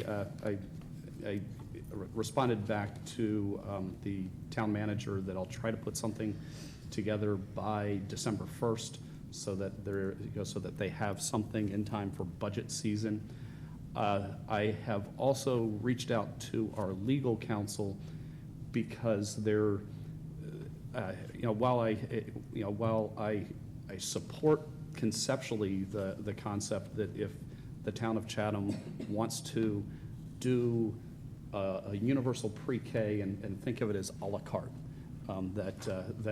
because we have an assessment that we provide, but if the town of Chatham wanted to pay for something else and have it happen in their available classrooms, I mean, I want to support universal pre-K happening in both towns, but if this can get it going, all for it. There may be a legal hitch there that might not allow that to happen, and I've reached out to counsel who will also be reaching out to the Department of Ed on this, and that our regional agreement states that we're regionalized pre-K through 12. And because of that wording, if we were regionalized K through 12, wouldn't be an issue, but the wording might make it so that we can't do something as a school district on one side if we're not making it available to all, so that anybody in the school district should have the ability to access the thing that we're putting out there. There is another possibility that I met with Alex Halela, the Chatham Finance Director, and just to look at the possibility of doing something very similar to what we're doing at Harwich Elementary School, where there is, where we're having a preschool program that's run by an outside agency. So, and have suggested that there is the possibility that you could accomplish this goal by having the town actually put out an RFP and contract with an agency and use space within their building, within Chatham Elementary School to have preschool happen. But again, things to explore how that would operate. No matter what, we also have another overlay that we have to look at how it would logistically happen, and that's that we have a obligation to educate 3-year-olds and 4-year-olds that have special needs. So, so we, no matter what, we have to provide a preschool experience for children that are 3 years old and 4 years old in Chatham that have special needs. So, so if every Chatham child was getting a preschool program, we might have to look at how do we push in special needs services for that. But then for half of a day, we would have to have a preschool that's a 3-year-old preschool, because we'd still need to educate the 3-year-olds, if that makes sense. So there's some logistics I have suggested to Rob, and it might make sense for us to reach out also and try to get the parents out there that have 2- and 3-year-olds to reach out and have a little meeting to assess really what their needs are. I know that I think the expressed want from the Chatham 360 committee that was feeding into the Board of Selectmen is for a whole day program, and it would help us understand, by kind of assessing the needs and wants, how many of these parents actually want a full day program, how many of the parents might continue to send their children to an outside half-day program at so Rocking Unicorn is a very popular preschool in Chatham, and I can imagine that there are some families they'd rather do the half-day that fits their vision of what, where their 4-year-old might be, so I was telling Alex that we might look at, on the high side, it's 2 classrooms of roughly 15, because from the enrollment numbers that, there's the potential that maybe there's 30 Chatham 4-year-olds out there, whether or not there are 30 families interested in a full day, I think would need to get assessed. So lots to sort of mull over the next month and a half, and there'll be more to come here at the table. Thank you, Dr. Carpenter. Any questions or comments at this point? I know it's Terry. Just a comment. Thanks, Scott. That's, I, like probably all of us, I'm totally in favor of a preschool, pre-K initiative. That's a very healthy step for that pool of youngsters.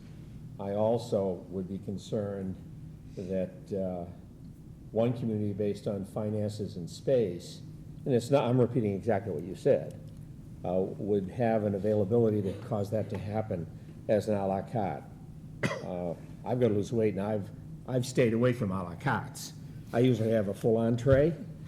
So, and the other thing, the note I thought was well done, and it said something, they, meaning the Chatham folks, would like to have some type of plan that would allow it to be initiated next year. For such a serious move, that's pretty tight for us. So I'd be interested to know how many 5-year-olds or 4-year-olds in Howard would be going to paid pre-K, and it would seem to me that if we had empty classrooms, they'd all say, yes, we'd love full day. So I don't know how, and I know Mark Terry would come back with some information as an attorney to say, yeah, hey, it is possible, and that's good, or there are some stumbling blocks. So I just think of, in another, metaphorically, remember with the conversation we had on grade 7 trip to Washington? And if you picture all the individual parents as separate little towns, X town can afford to send their kids to Washington. Some little towns within that 100 unit over at grade 7, they can't. And so either they didn't go, or we made some special plan to allow them to go.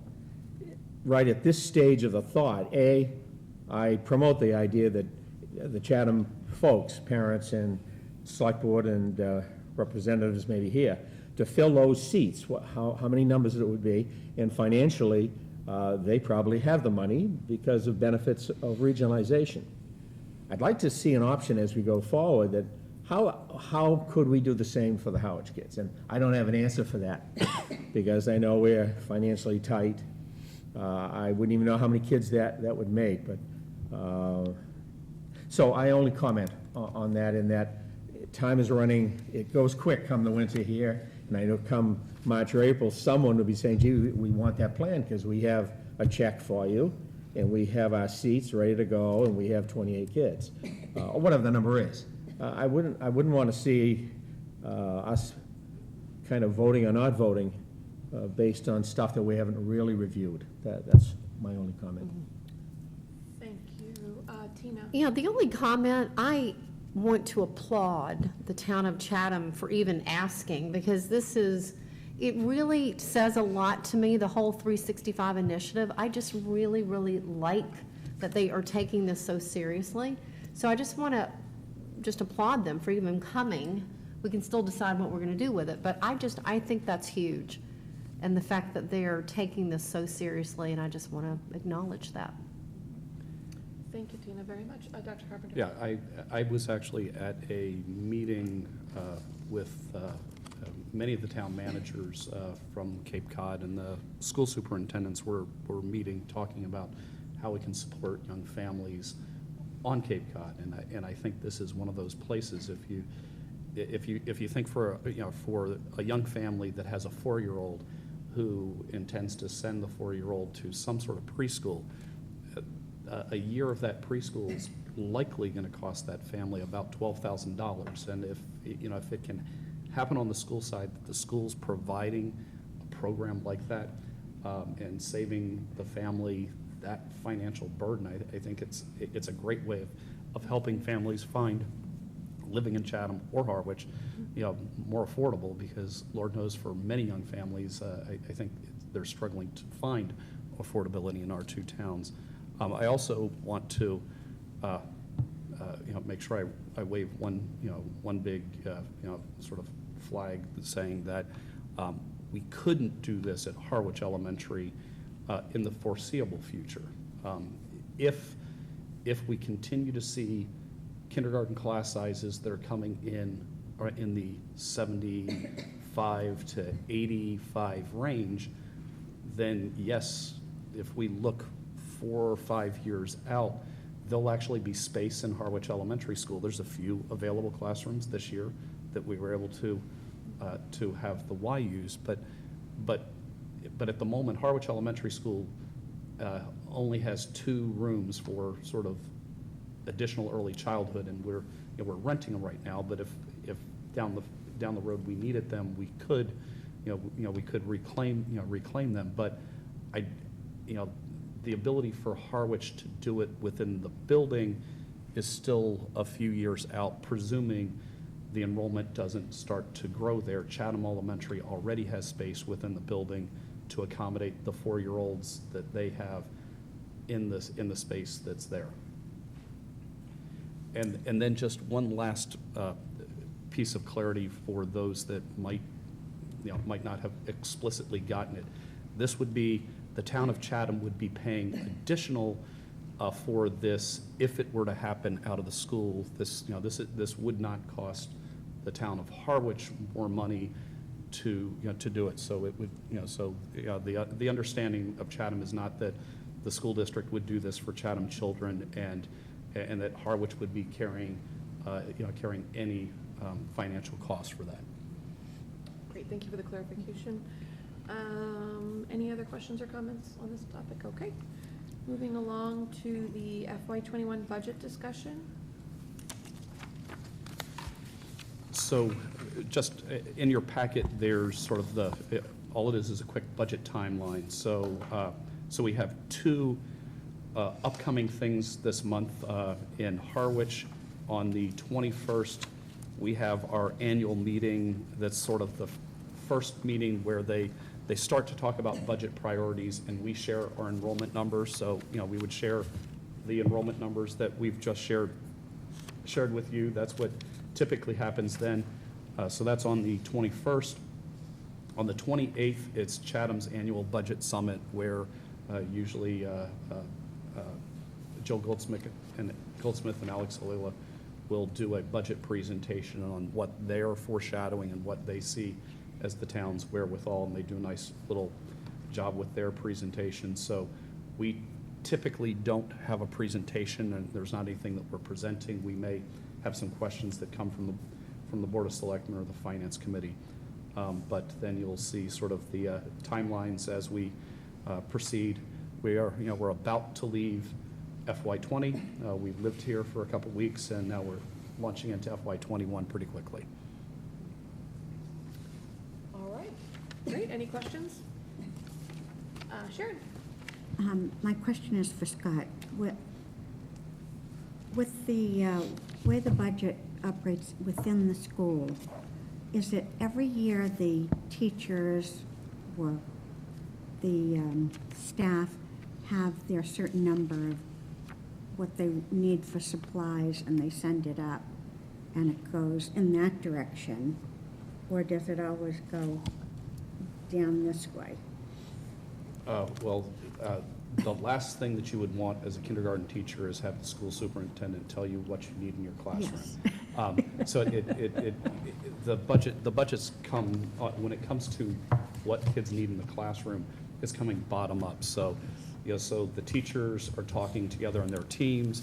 They would talk to one of the principal, they feed, that team's feeding that to the principal who's developing their, their budget. The principals then meet with Katie, Mark, Melissa, and I to discuss their needs in their building, along with Jim Birchfield, our technology director, Karen Gilmet, our athletic director. So, so we're getting all of the wants and needs from everybody. So it kind of, it starts at the grassroots and comes up top. Thank you. Great, thank you. And last item under reports and discussions, the regional agreement, the second reading. Everyone has had time to review. You have a copy of the final draft, and you also have a copy of the red line. We're looking for a motion to approve the regional agreement tonight so that we can move forward. Any comments or discussion? I had one question, but maybe on the final. There was, in this new one, every page here is 15. But in the other one, there was like a sentence fragment there. Are you in the red line? Yeah, everything that's redlined and colored is out, correct? Correct. But there was one sentence, if I can find it.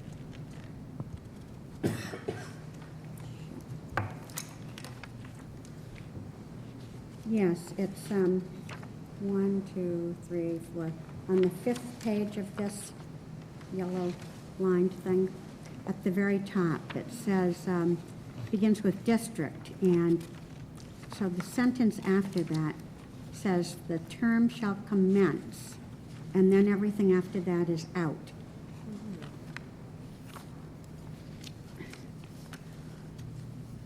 So I see what you're saying.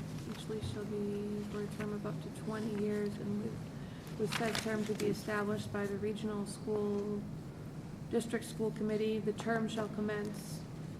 So your amendment would be to strike the term shall commence, and the first sentence after regional district school committee should start with the leases shall contain. actually, now that I have both of them, I'm just trying to see if on this one here, it's corrected, but I'm not finding it. It's on page 4 And that's why it's on page 4. of the new one. On page 4, Mary, where is it on? It's item C, like the 4th, where this starts to be corrected is like the 3rd or 4th line down. Just for the sum. Each lease shall be for a term. Where is it? So said term to be established by the regional district. Said term to be established by So the it's regional. Regional District Committee. Yep. The And then it's term fixed. shall commence on. Okay, so that wasn't in here at all. On July 12th, but that makes sense. Okay, that's fine. The way it is on this one actually is fine. Thank you. Do we have a motion to approve the regional agreement? I would move that we approve the final draft of the regional Chatham-Howard School District Agreement. I would second the motion. All in favor? Aye. Aye. Abstentions? Nays? Motion carries. Hallelujah. On to subcommittee reports. I don't believe we have any for this evening. And superintendent's reports. So Don went and gave the presentation, and you approved the bid for the renewal of the band and the payment of Band 9. We will be having our final swan song of the building committee will happen on Wednesday, October 16th. We'll have a little get-together. We've invited the building committee members to come tour the building, and there were things along the lines that that we had identified as a committee that we wanted to see fixed, and we can show them that those repairs have been made. They were played a role in terms of approvals and helping have that the concession stand get completed, but they have, as a committee, never gone to the concession stand, so they'll have a chance to tour the concession stand and see that was really sort of the last tangible piece that was completed since last they gathered. So we'll tour the concession stand. Don will give his presentation to them, and we'll break some bread and disband. So it's but I'm quite grateful to to all of the contributions that committee has had over the years, and they've been good fiscal stewards for the two towns. Also on this, I just want to just give you a little recap of the youth risk behavior survey presentation we had. So we had a meeting on Monday where we had I think we had about 50 parents, a number of staff there, and we had some absolutely wonderful peer leaders do a presentation of the youth risk survey to their peers. The peer leaders were that gave the presentation were Sam Chase, Caitlin Lyons, Maggie Deaver, Phoebe Gill, Jenna Greco, Sarah Babb, Emma Sullivan, David Malone, Julie Slade, and Connor DeVoe. And I told them all that the 16 to 18-year-old Scott Carpenter back in the past could have never talked about many of those subjects to their peers or parents. And not only did they do the presentation to their parents, they also filmed a shorter version that was presented or sent, pumped into the classrooms for a little question and answer with the staff afterwards. They did the presentation with the parents, and then they were part of a panel discussion. It was one of those great evenings where the superintendent can go to the go to a meeting and rarely need to speak, because we had these just incredible young leaders out there answering and fielding some tough questions from parents too. But they did great. They did a great job. We've actually put the full presentation is on our website. I will be sending out an email over the weekend here with mandatory homework for parents. A parent that was there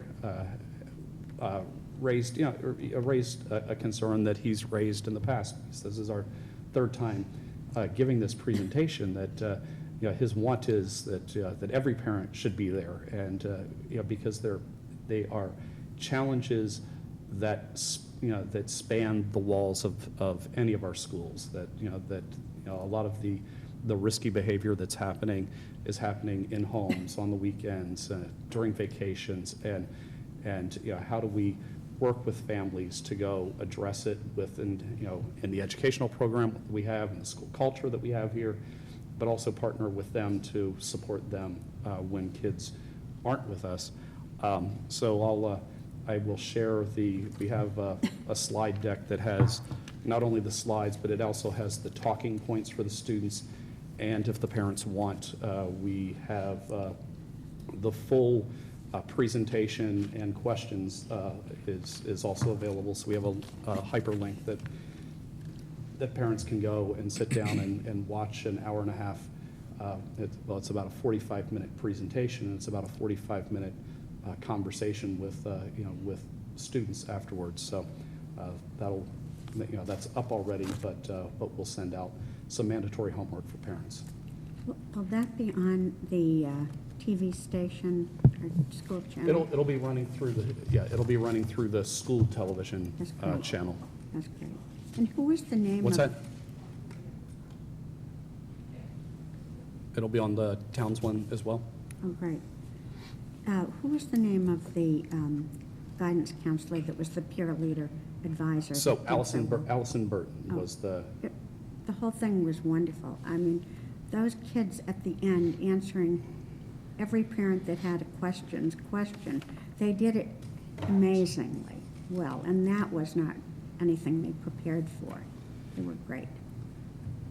I mean, for me, it's a labor of love in many ways, you know, because I put together, you know, the presentation. I really appreciate Joy's help in putting together a lot of the narrative on the, you know, beneath the slides. But it was a neat opportunity to kind of get out of the office and get into a classroom and work with the peer leaders and start with, it's like, okay, remember when you took this survey 2 years ago? Well, you know, and you saw the presentation and you took it again last year. It's your turn, you know, and you know, who'd like to volunteer? And it was, you know, it was neat just working with them and watching them grow in terms of their confidence to get up and present over the, you know, couple weeks, a couple weeks going in a few times each week working with the peer leaders. So it was a lot of fun, and Allison's doing a wonderful job with them. And is there any other school on the Cape that you know of that has the guts to do that test and show the needs of the students? I don't know of other school districts that are doing it. There have been other school districts that have in recent years done the youth risk behavior survey, but I believe we're the only one that, you know, that every other year, every other school year, we give the survey, and then, and I'm somebody who passionately believes that, you know, that if you want to improve things, you've got to be willing to have tough conversations, and, you know, so there are some wonderful trends. You know, there's some great things in the data. I mean, you look at student alcohol use, it's down. But then you have the warts in the data. So there's, you know, so oddly enough, despite the fact that our students' use of alcohol is down, binge drinking is up. And, you know, so so we need to kind of look at, okay, well, here's an opportunity that maybe on the school side, you know, we need to embed in our health classes more, more conversations about the harm that can happen and, you know, with binge drinking. But I was also stressing, you know, to the parents that were there, you know, that there need to be parent conversations that are paralleling this. You know, particularly for me, I think there are things in the youth risk behavior survey that really scream that we need to not only have conversations with our children about sex, because it's clear it continues to show that you know, that about half of our children aren't having an adult outside of the school talk to them about sex in the last year, but that we need to really differentiate those conversations and have a much stronger, clearer conversation, you know, with our young men about consent, you know, respect, you know, stepping out of the bystander role and protecting others, and have conversations with young ladies about boundaries, their safety, the challenges or problems with binge drinking, which was more frequent in our female population in the survey. So it was good. You know, it was a good evening conversation. Madam Chair, could I make a comment? I wanted to say, if you haven't seen it already, Kat Smits was there Monday and wrote a very good piece in the Chronicle. And it's already picked up by, I know, some Harwich residents, because people are talking about it on Facebook and saying we really need to pay attention to our kids. And so it definitely is being noticed. So it has opened some doors, I think, for people to stop and pause and really think about our kids. So along those same lines. I'm sorry, Scott, 1 second, sorry. Mary. Can I just add? Sure. Was there any feedback from I know the kids watched it in Jossam Hour. Is there any feedback from the staff that was there about the reaction of the students, or? It didn't percolate to me, so I hadn't heard. Nor had I didn't get feedback from my own sample size of 2 at home either. Okay. I also wanted to just share with you that, that we had a little announcement at the end of the presentation just about vaping. So Monomoy has been working hard to educate students and families about the dangers of youth vaping, and Project Connect at Monomoy Regional High School focuses on student education and prevention. There will be a parent university on October 23rd focused on youth vaping, and there will be one of the county substance use expert, Kim Slade, will be making the presentations. But it's this is something that even though there's been a ban put in place on vaping in Massachusetts, it's not a problem that's going to go away, and I think it's going to take a lot of education. I think it's we're at that in the infancy of this, and I think people are still trying to understand what are the health risks of it, and there's a lot of education that needs to happen across the board. And then last but not least, and perhaps the heaviest part of what I'd like to share with you is just my general concerns about the status of the playground at Harwich Elementary School. And I know that Mary has given a presentation here with Justin to you last year. We had a safety audit of the playground a year ago, and there were sort of immediate safety concerns that were addressed. My concern and where sort of I feel like I as superintendent need to kind of be more vocal on this one is it's clear that the playground is degrading, I think faster than people understand, and just a simple little number on it is last year we had 165 splinter issues, and we'll call them, these are big enough splinter issues that the child's going to the nurse.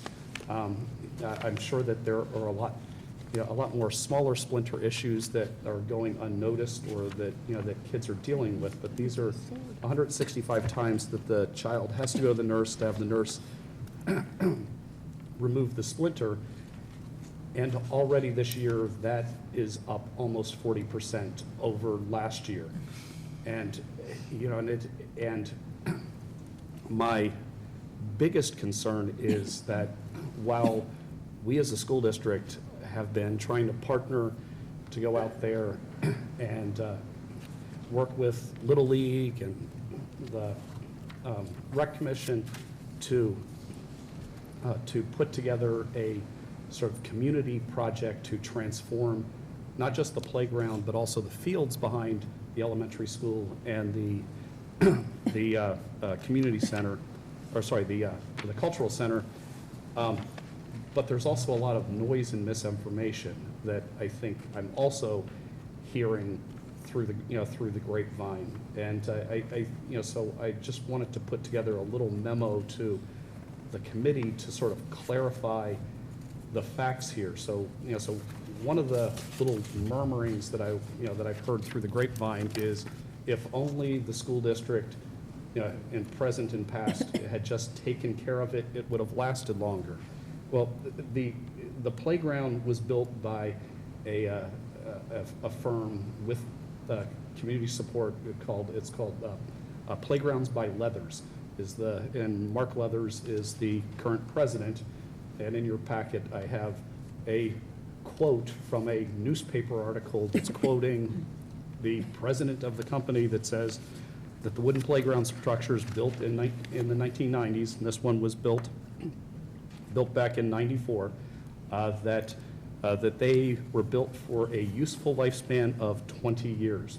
We've gotten 25 out of it because, we've been taking good care of it, but it's now past its prime, and we know that the splintering's happening at an accelerated rate this year compared to last year.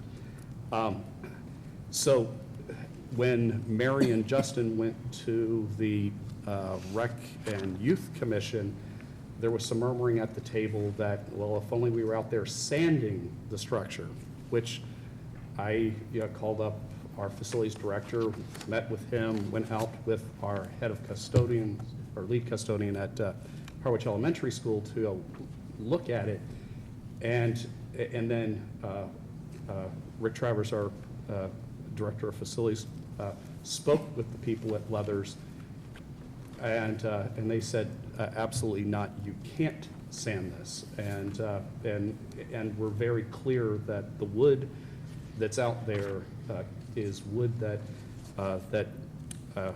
was developed before there was a ban of a preservative called CCA, which is chromated copper arsenate, and sanding it would be akin to going and sanding lead paint in your house and just leaving the dust around, so that it's a poisonous, carcinogenic heavy metal that would get into the environment. But and then of course, being the science person, so now the superintendent's now telling my guys, well, whatever you've done in the past, it's like you can't do X, Y, or Z. We just have to kind of let it be. And now it's so I went to do my own little research, and the Consumer Safety or Consumer Product Safety Commission and EPA have a very clear, concise, what do you do with CCA pressure-treated wood playground structures? There are 2 lines in there that they're on the second page that I provided you. On the cleaning and maintenance, it clearly says to avoid sanding. So we can't sand the wood to keep the splinters away. The thing that gives me pause is right in the middle under use and handling precautions. And the line that I'm struggling with is the one that says, do not allow children or pets to play in the soil or other material under or near CCA treated structures. So I'm in this like, okay, so what am I supposed to do? And so we have a structure that the EPA is saying kids should play around, and we've got kids that are getting more splinters than they were last year. So I have requested to have the town of Harwich, we have to keep in mind too that yes, we rent, we lease the buildings from the towns, but this is the town's structure, structure too. It's a structure of the town insures to meet with the town manager, the Harwich DPW head, our facilities director, and do some brainstorming. I've suggested to Katie that I'd like to see us have the playground inspector come out again. I know we had some repairs. While I was going out there, I was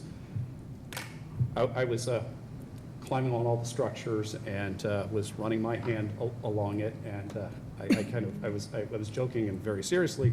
I was in the meeting the following day, and I noticed that I had picked up a little splinter in my pinky from just going out there on the structures. So there are things that I do think that I know that after the last inspection, there were pieces of the playground that were removed for safety reasons. I do think there are other pieces that probably now need to get removed, but we're at a place where, I think at some point, the safest thing to do is to just say, okay, we're playing someplace else during recess. And in many ways, it saddens me because it is such a neat, fantastic, structure. And I can very fondly remember when my children were young, playing on a very similar wood structure. And, and I also know that, that all those structures that they played on when they were younger have long since been removed. And I think we're at that, we're at that sort of place that, that it needs to get removed, but we also, as a community, need to come up with a plan for how do we put something out there that families and school children can use. Thank you, Dr. Carpenter. What's the timeline with hearing back from the insurance company regarding liability, et cetera? I feel like we're in a point of prevention versus waiting for something to happen, so. So we'll have to work with the town. It's, at the end of the day, it's the town's insurance company. We pay the bill, but it's their insurance company. So are we waiting to hear back from them, or are we going to Well, make a decision to? We're sort of trying to push things forward and get at least some more information, but I'll at least update you at the next meeting. I'd also be happy to arrange a time to have members of the committee tour the playground with our facilities director and our lead custodian, so that you can firsthand at least see and understand this, the state that it's in. I mean, if you've ever just had old wood on a deck, there's a lot of wood that that's just sort of past its prime, including some of the major structural timbers that are down in the ground that everything's sort of built off of.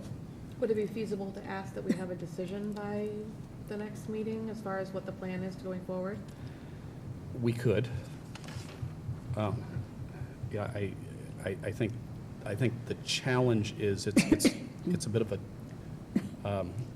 I think in many ways, the want is to see how the application for the CPC monies progresses through, and they have a process that's a few months out, and I'm in the pickle that we've got kids that are playing on this every day. We don't have a few months. Right, that's where I'm coming from. Sharon?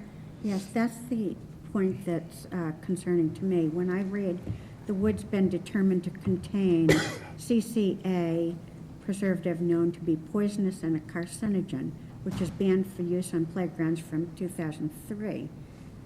I'm really concerned about our responsibility every day with the kids that are there. And I know we've got other space. I have no idea about equipment or anything. It puts everything with the elementary school in a pickle. But I mean, it's a weird, it's a weird thing in terms of the way the EPA sort of dealt with this ban. I think there were so many of these playgrounds built that they didn't want to. It seems like, kind of now looking back at the research, they didn't want to just say, okay, they couldn't quite figure out how to just sort of stop using it. So even 3 years before the playground was put out, there were papers released by the Consumer Product Safety Commission that there were concerns about the chemical in it.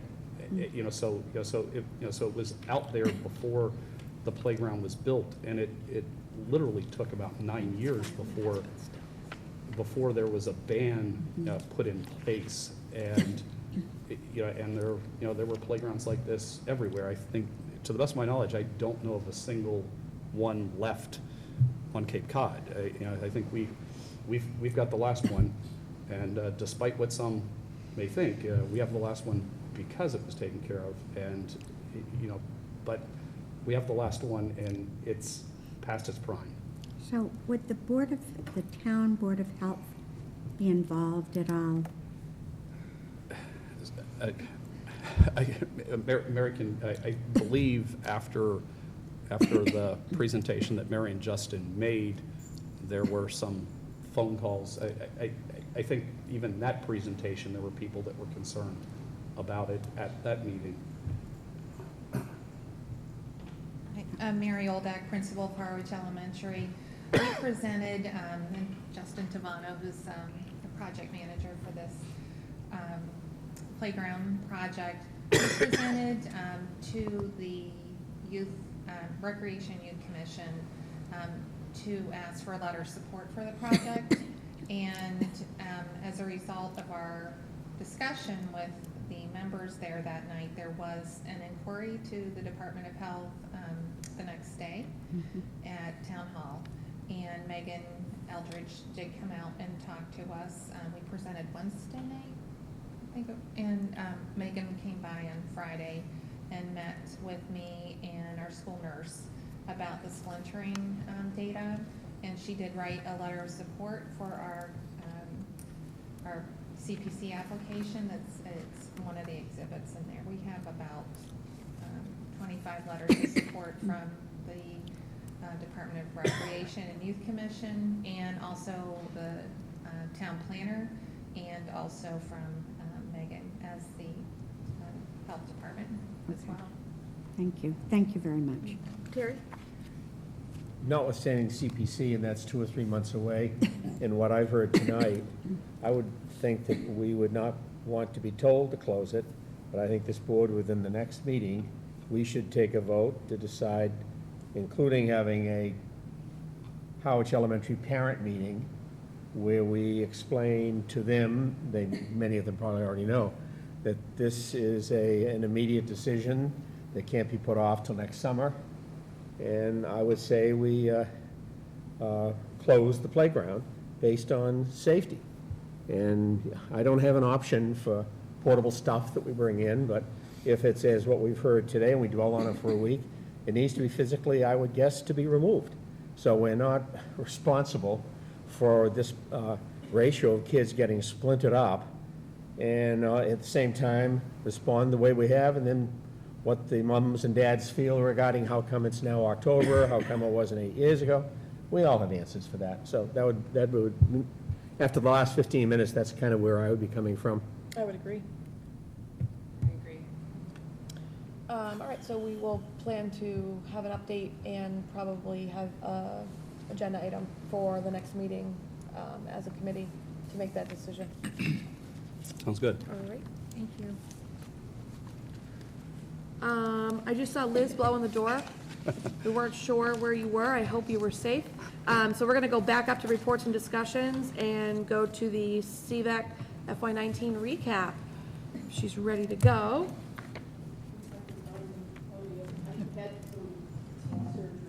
Oh, my goodness. Well, yeah. Just some quick handouts for you.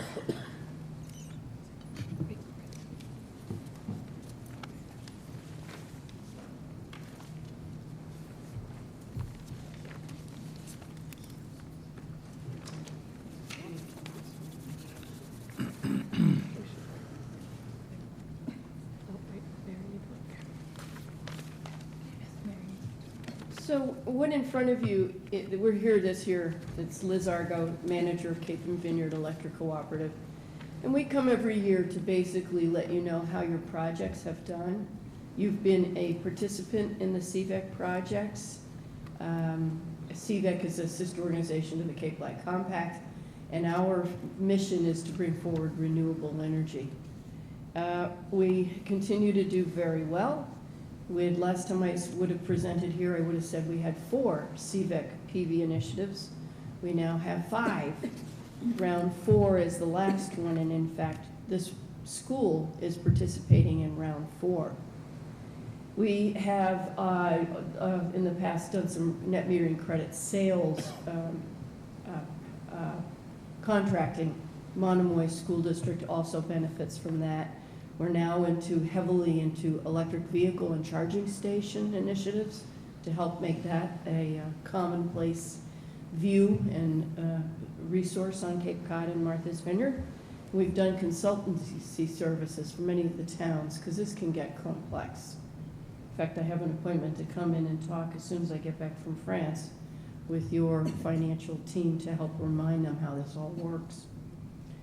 Coming in 2020, we have been talking since 2014 about a battery that would go in at DY Regional High School, which is an emergency shelter.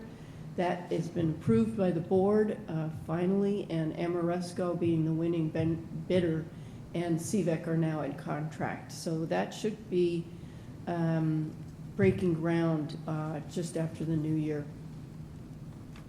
We have another round of photovoltaic projects, which is in the works. We're collecting projects. So if there's any chance that there's another project here at Monomoy that you're ready to get your own photovoltaic answer installed on, come talk to us. And I'm also here because in the past we've come and talked to you about the round one adder. Back in 2013, the powers that be had no operational adder by which CVEC supports its work on the round one projects. And that affects you because you guys are an off-taker of round one projects. For instance, Harwich has that large capped landfill photovoltaic installation, and you get a little piece of that, and it helps lower your electric bills. There are other projects as well that you're involved in.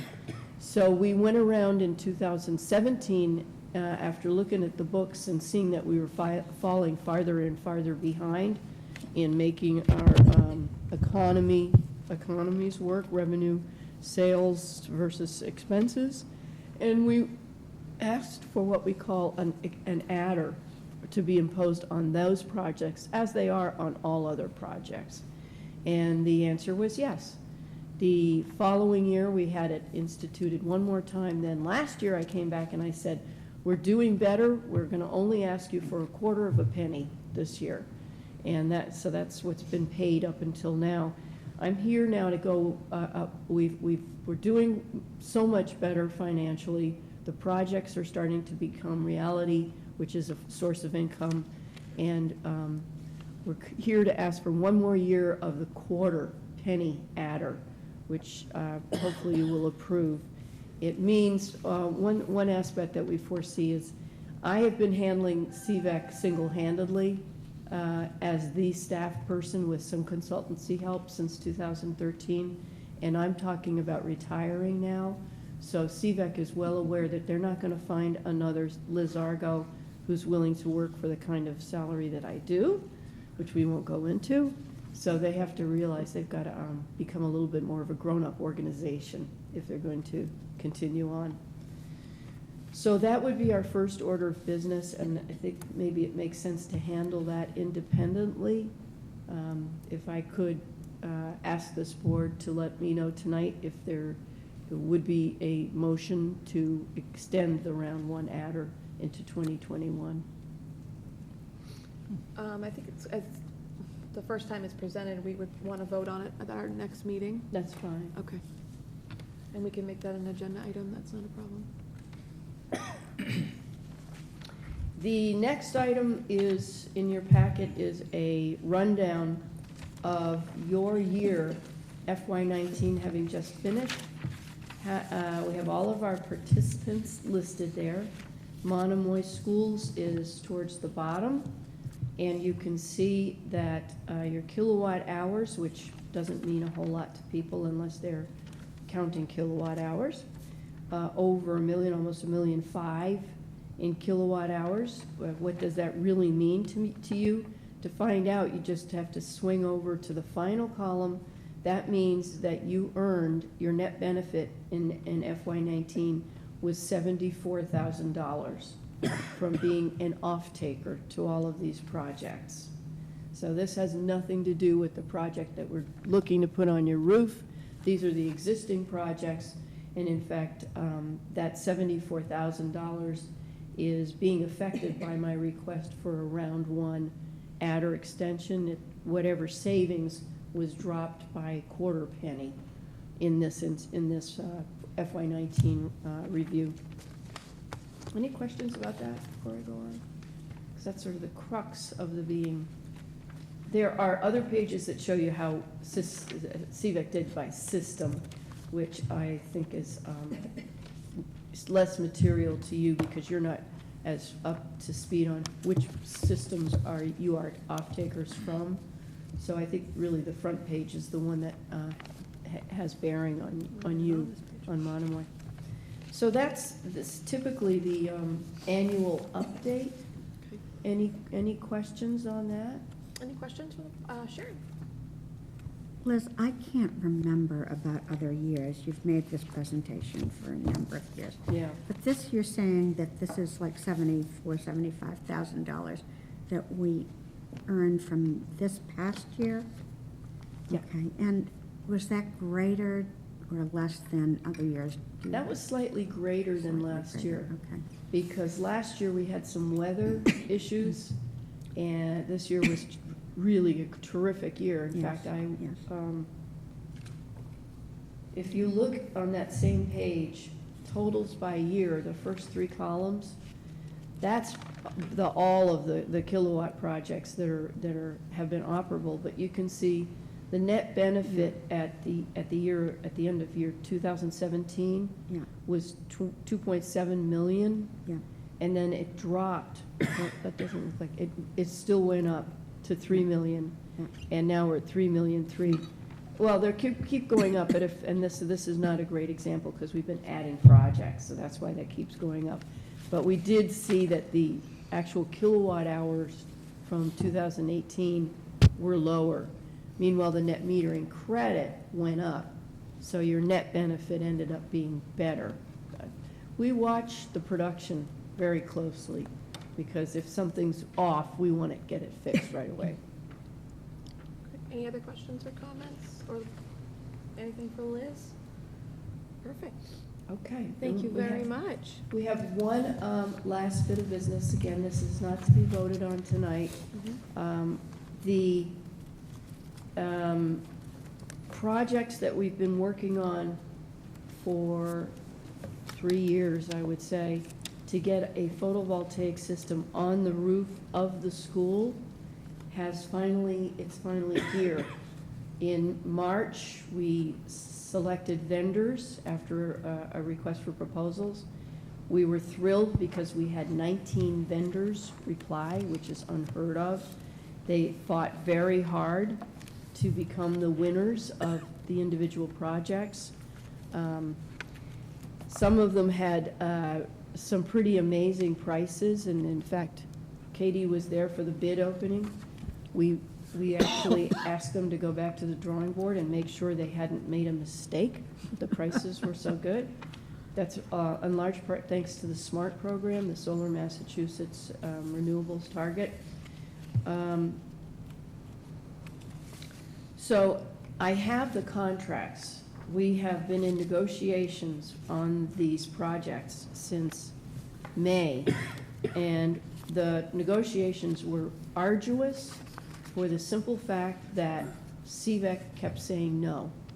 They wanted a lot of changes, and we had 3 surviving vendors, each with their own push, and it took that long for us to basically say no. We're just not willing to capitulate or change. I sent out all of the contracts with any red line changes, which were minimal, and I also sent out a memo that was an embodiment of any changes or compromises that were made, and they were, as I say, extremely nominal. So push come to shove, we have finally finalized the contracts. They are ready for signature, and part of what I am here tonight is to present them to your superintendent as per a motion that you made back, I think, in March, that he would be authorized to sign the contracts. So I have them here finally tonight, and we're pushing as hard as we can to get them back into the vendors' hands, executed from front to back and back to the vendors, because the vendors need to get these projects into the queue. The queue fills, and then you fall into a lesser rewarding incentive block. We want to keep you in the best block possible.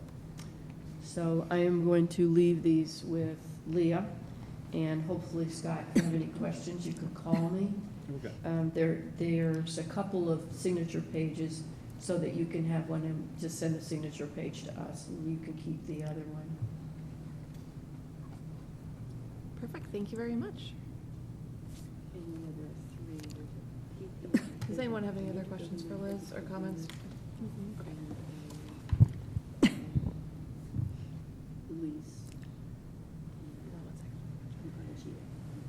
Liz, Sharon has one question for you. So, Liz, is this the last time you're coming back to see us? Oh, gosh, never. Okay. No, we would hope that, well, we make our annual reports, and as this project, your first owned project, goes forward, I can imagine I'll be back to give you updates and so on. I just want to say that we always concentrate on the money for this, which is very important, but also the environmentally friendliness we don't really focus on. And so I just want to thank you for all the work you've done on this. I will just thank you, because what we've done is rather remarkable, and the various entities in state and out of state are really recognizing CVEC, and CVEC is being the towns and the schools, what we've managed to do. So we have this Thursday, there's a Cape Cod Climate Change Collaborative meeting, and that will be one of the features of what have we actually managed to accomplish, and that would be something they can put in the plus column, is how much effort and investment that the schools and the towns have made in making this go forward to try to prevent the climate change snowball, if you will. Thank you. Thank you, Liz. And we're gonna go right back down to action items. We have one more item under there for declaration of surplus that we do need to vote on. Do I have a volunteer? Anybody? Do I read each individual? Oh, look at that. Tina was too quiet. No, down go there. ahead. Oh, no. Go ahead, I was jumping in. You can add them but in your you head jumped fast, in. they're the same thing, that's fine too, but just start with the school and go for it. Well, it's all Harwich Elementary School, so can I just say, I make a motion to allow The disposal. surplus items that include a 3M overhead projector, a Duquesne overhead projector, an Apollo overhead projector, a Pix Mobile overhead projector, chrome and plastic stools, a kitchen tray, carts, orange chalkboard stands, 27-inch color TV, a metal desk. a Mary, brown can you office- say the amount, the Oh, quantities? Sorry. Yeah, you want me to go back? Alright. 15. No, Fif- one. 15 3M overhead projectors. Nope. You're looking at the. Quantity column. One. Yep. 1 3M overhead projector, 2 Duquesne overhead projectors, 4 metal overhead projectors, 1 wood overhead projector cart, 19 chrome or plastic stools, 3 kitchen tray carts, 1 orange chocolate stand, 2 27-inch color TVs, 1 metal desk, 1 brown office chair, 1 white end table, 1 brown bookshelf, 1 nurse divider curtain, 1 brown rectangle table, 1 copier, 1 paper cutter, 1 metal desk, 2 brown computer tables, 1 wooden student desk, 1 rolling bookshelf, 1 student computer desk, 1 book music shelf, 1 metal computer desk, 1 round metal table, 5 metal computer desks, 1 white bookshelf, 1 wooden table, 8 middle school student desks, 7 rolling metal shelves, 1 rolling bins, 1 wooden bookcase, 2 student study corrals, 1 rolling shelf, 2 rolling computer desks, 1 wooden rolling book rack, and 5 metal shelves moved to surplus. Do you have a second? I'll second. All in favor? Aye. Any opposed? Abstentions? Motion carries. And we've done that. Oh, and the warrants have been presented this evening. And I move to adjourn. Do I have a motion? So moved. All in Second. favor? Oh, second, thank you. All in favor? All right. Aye. Adjourn. Thank you.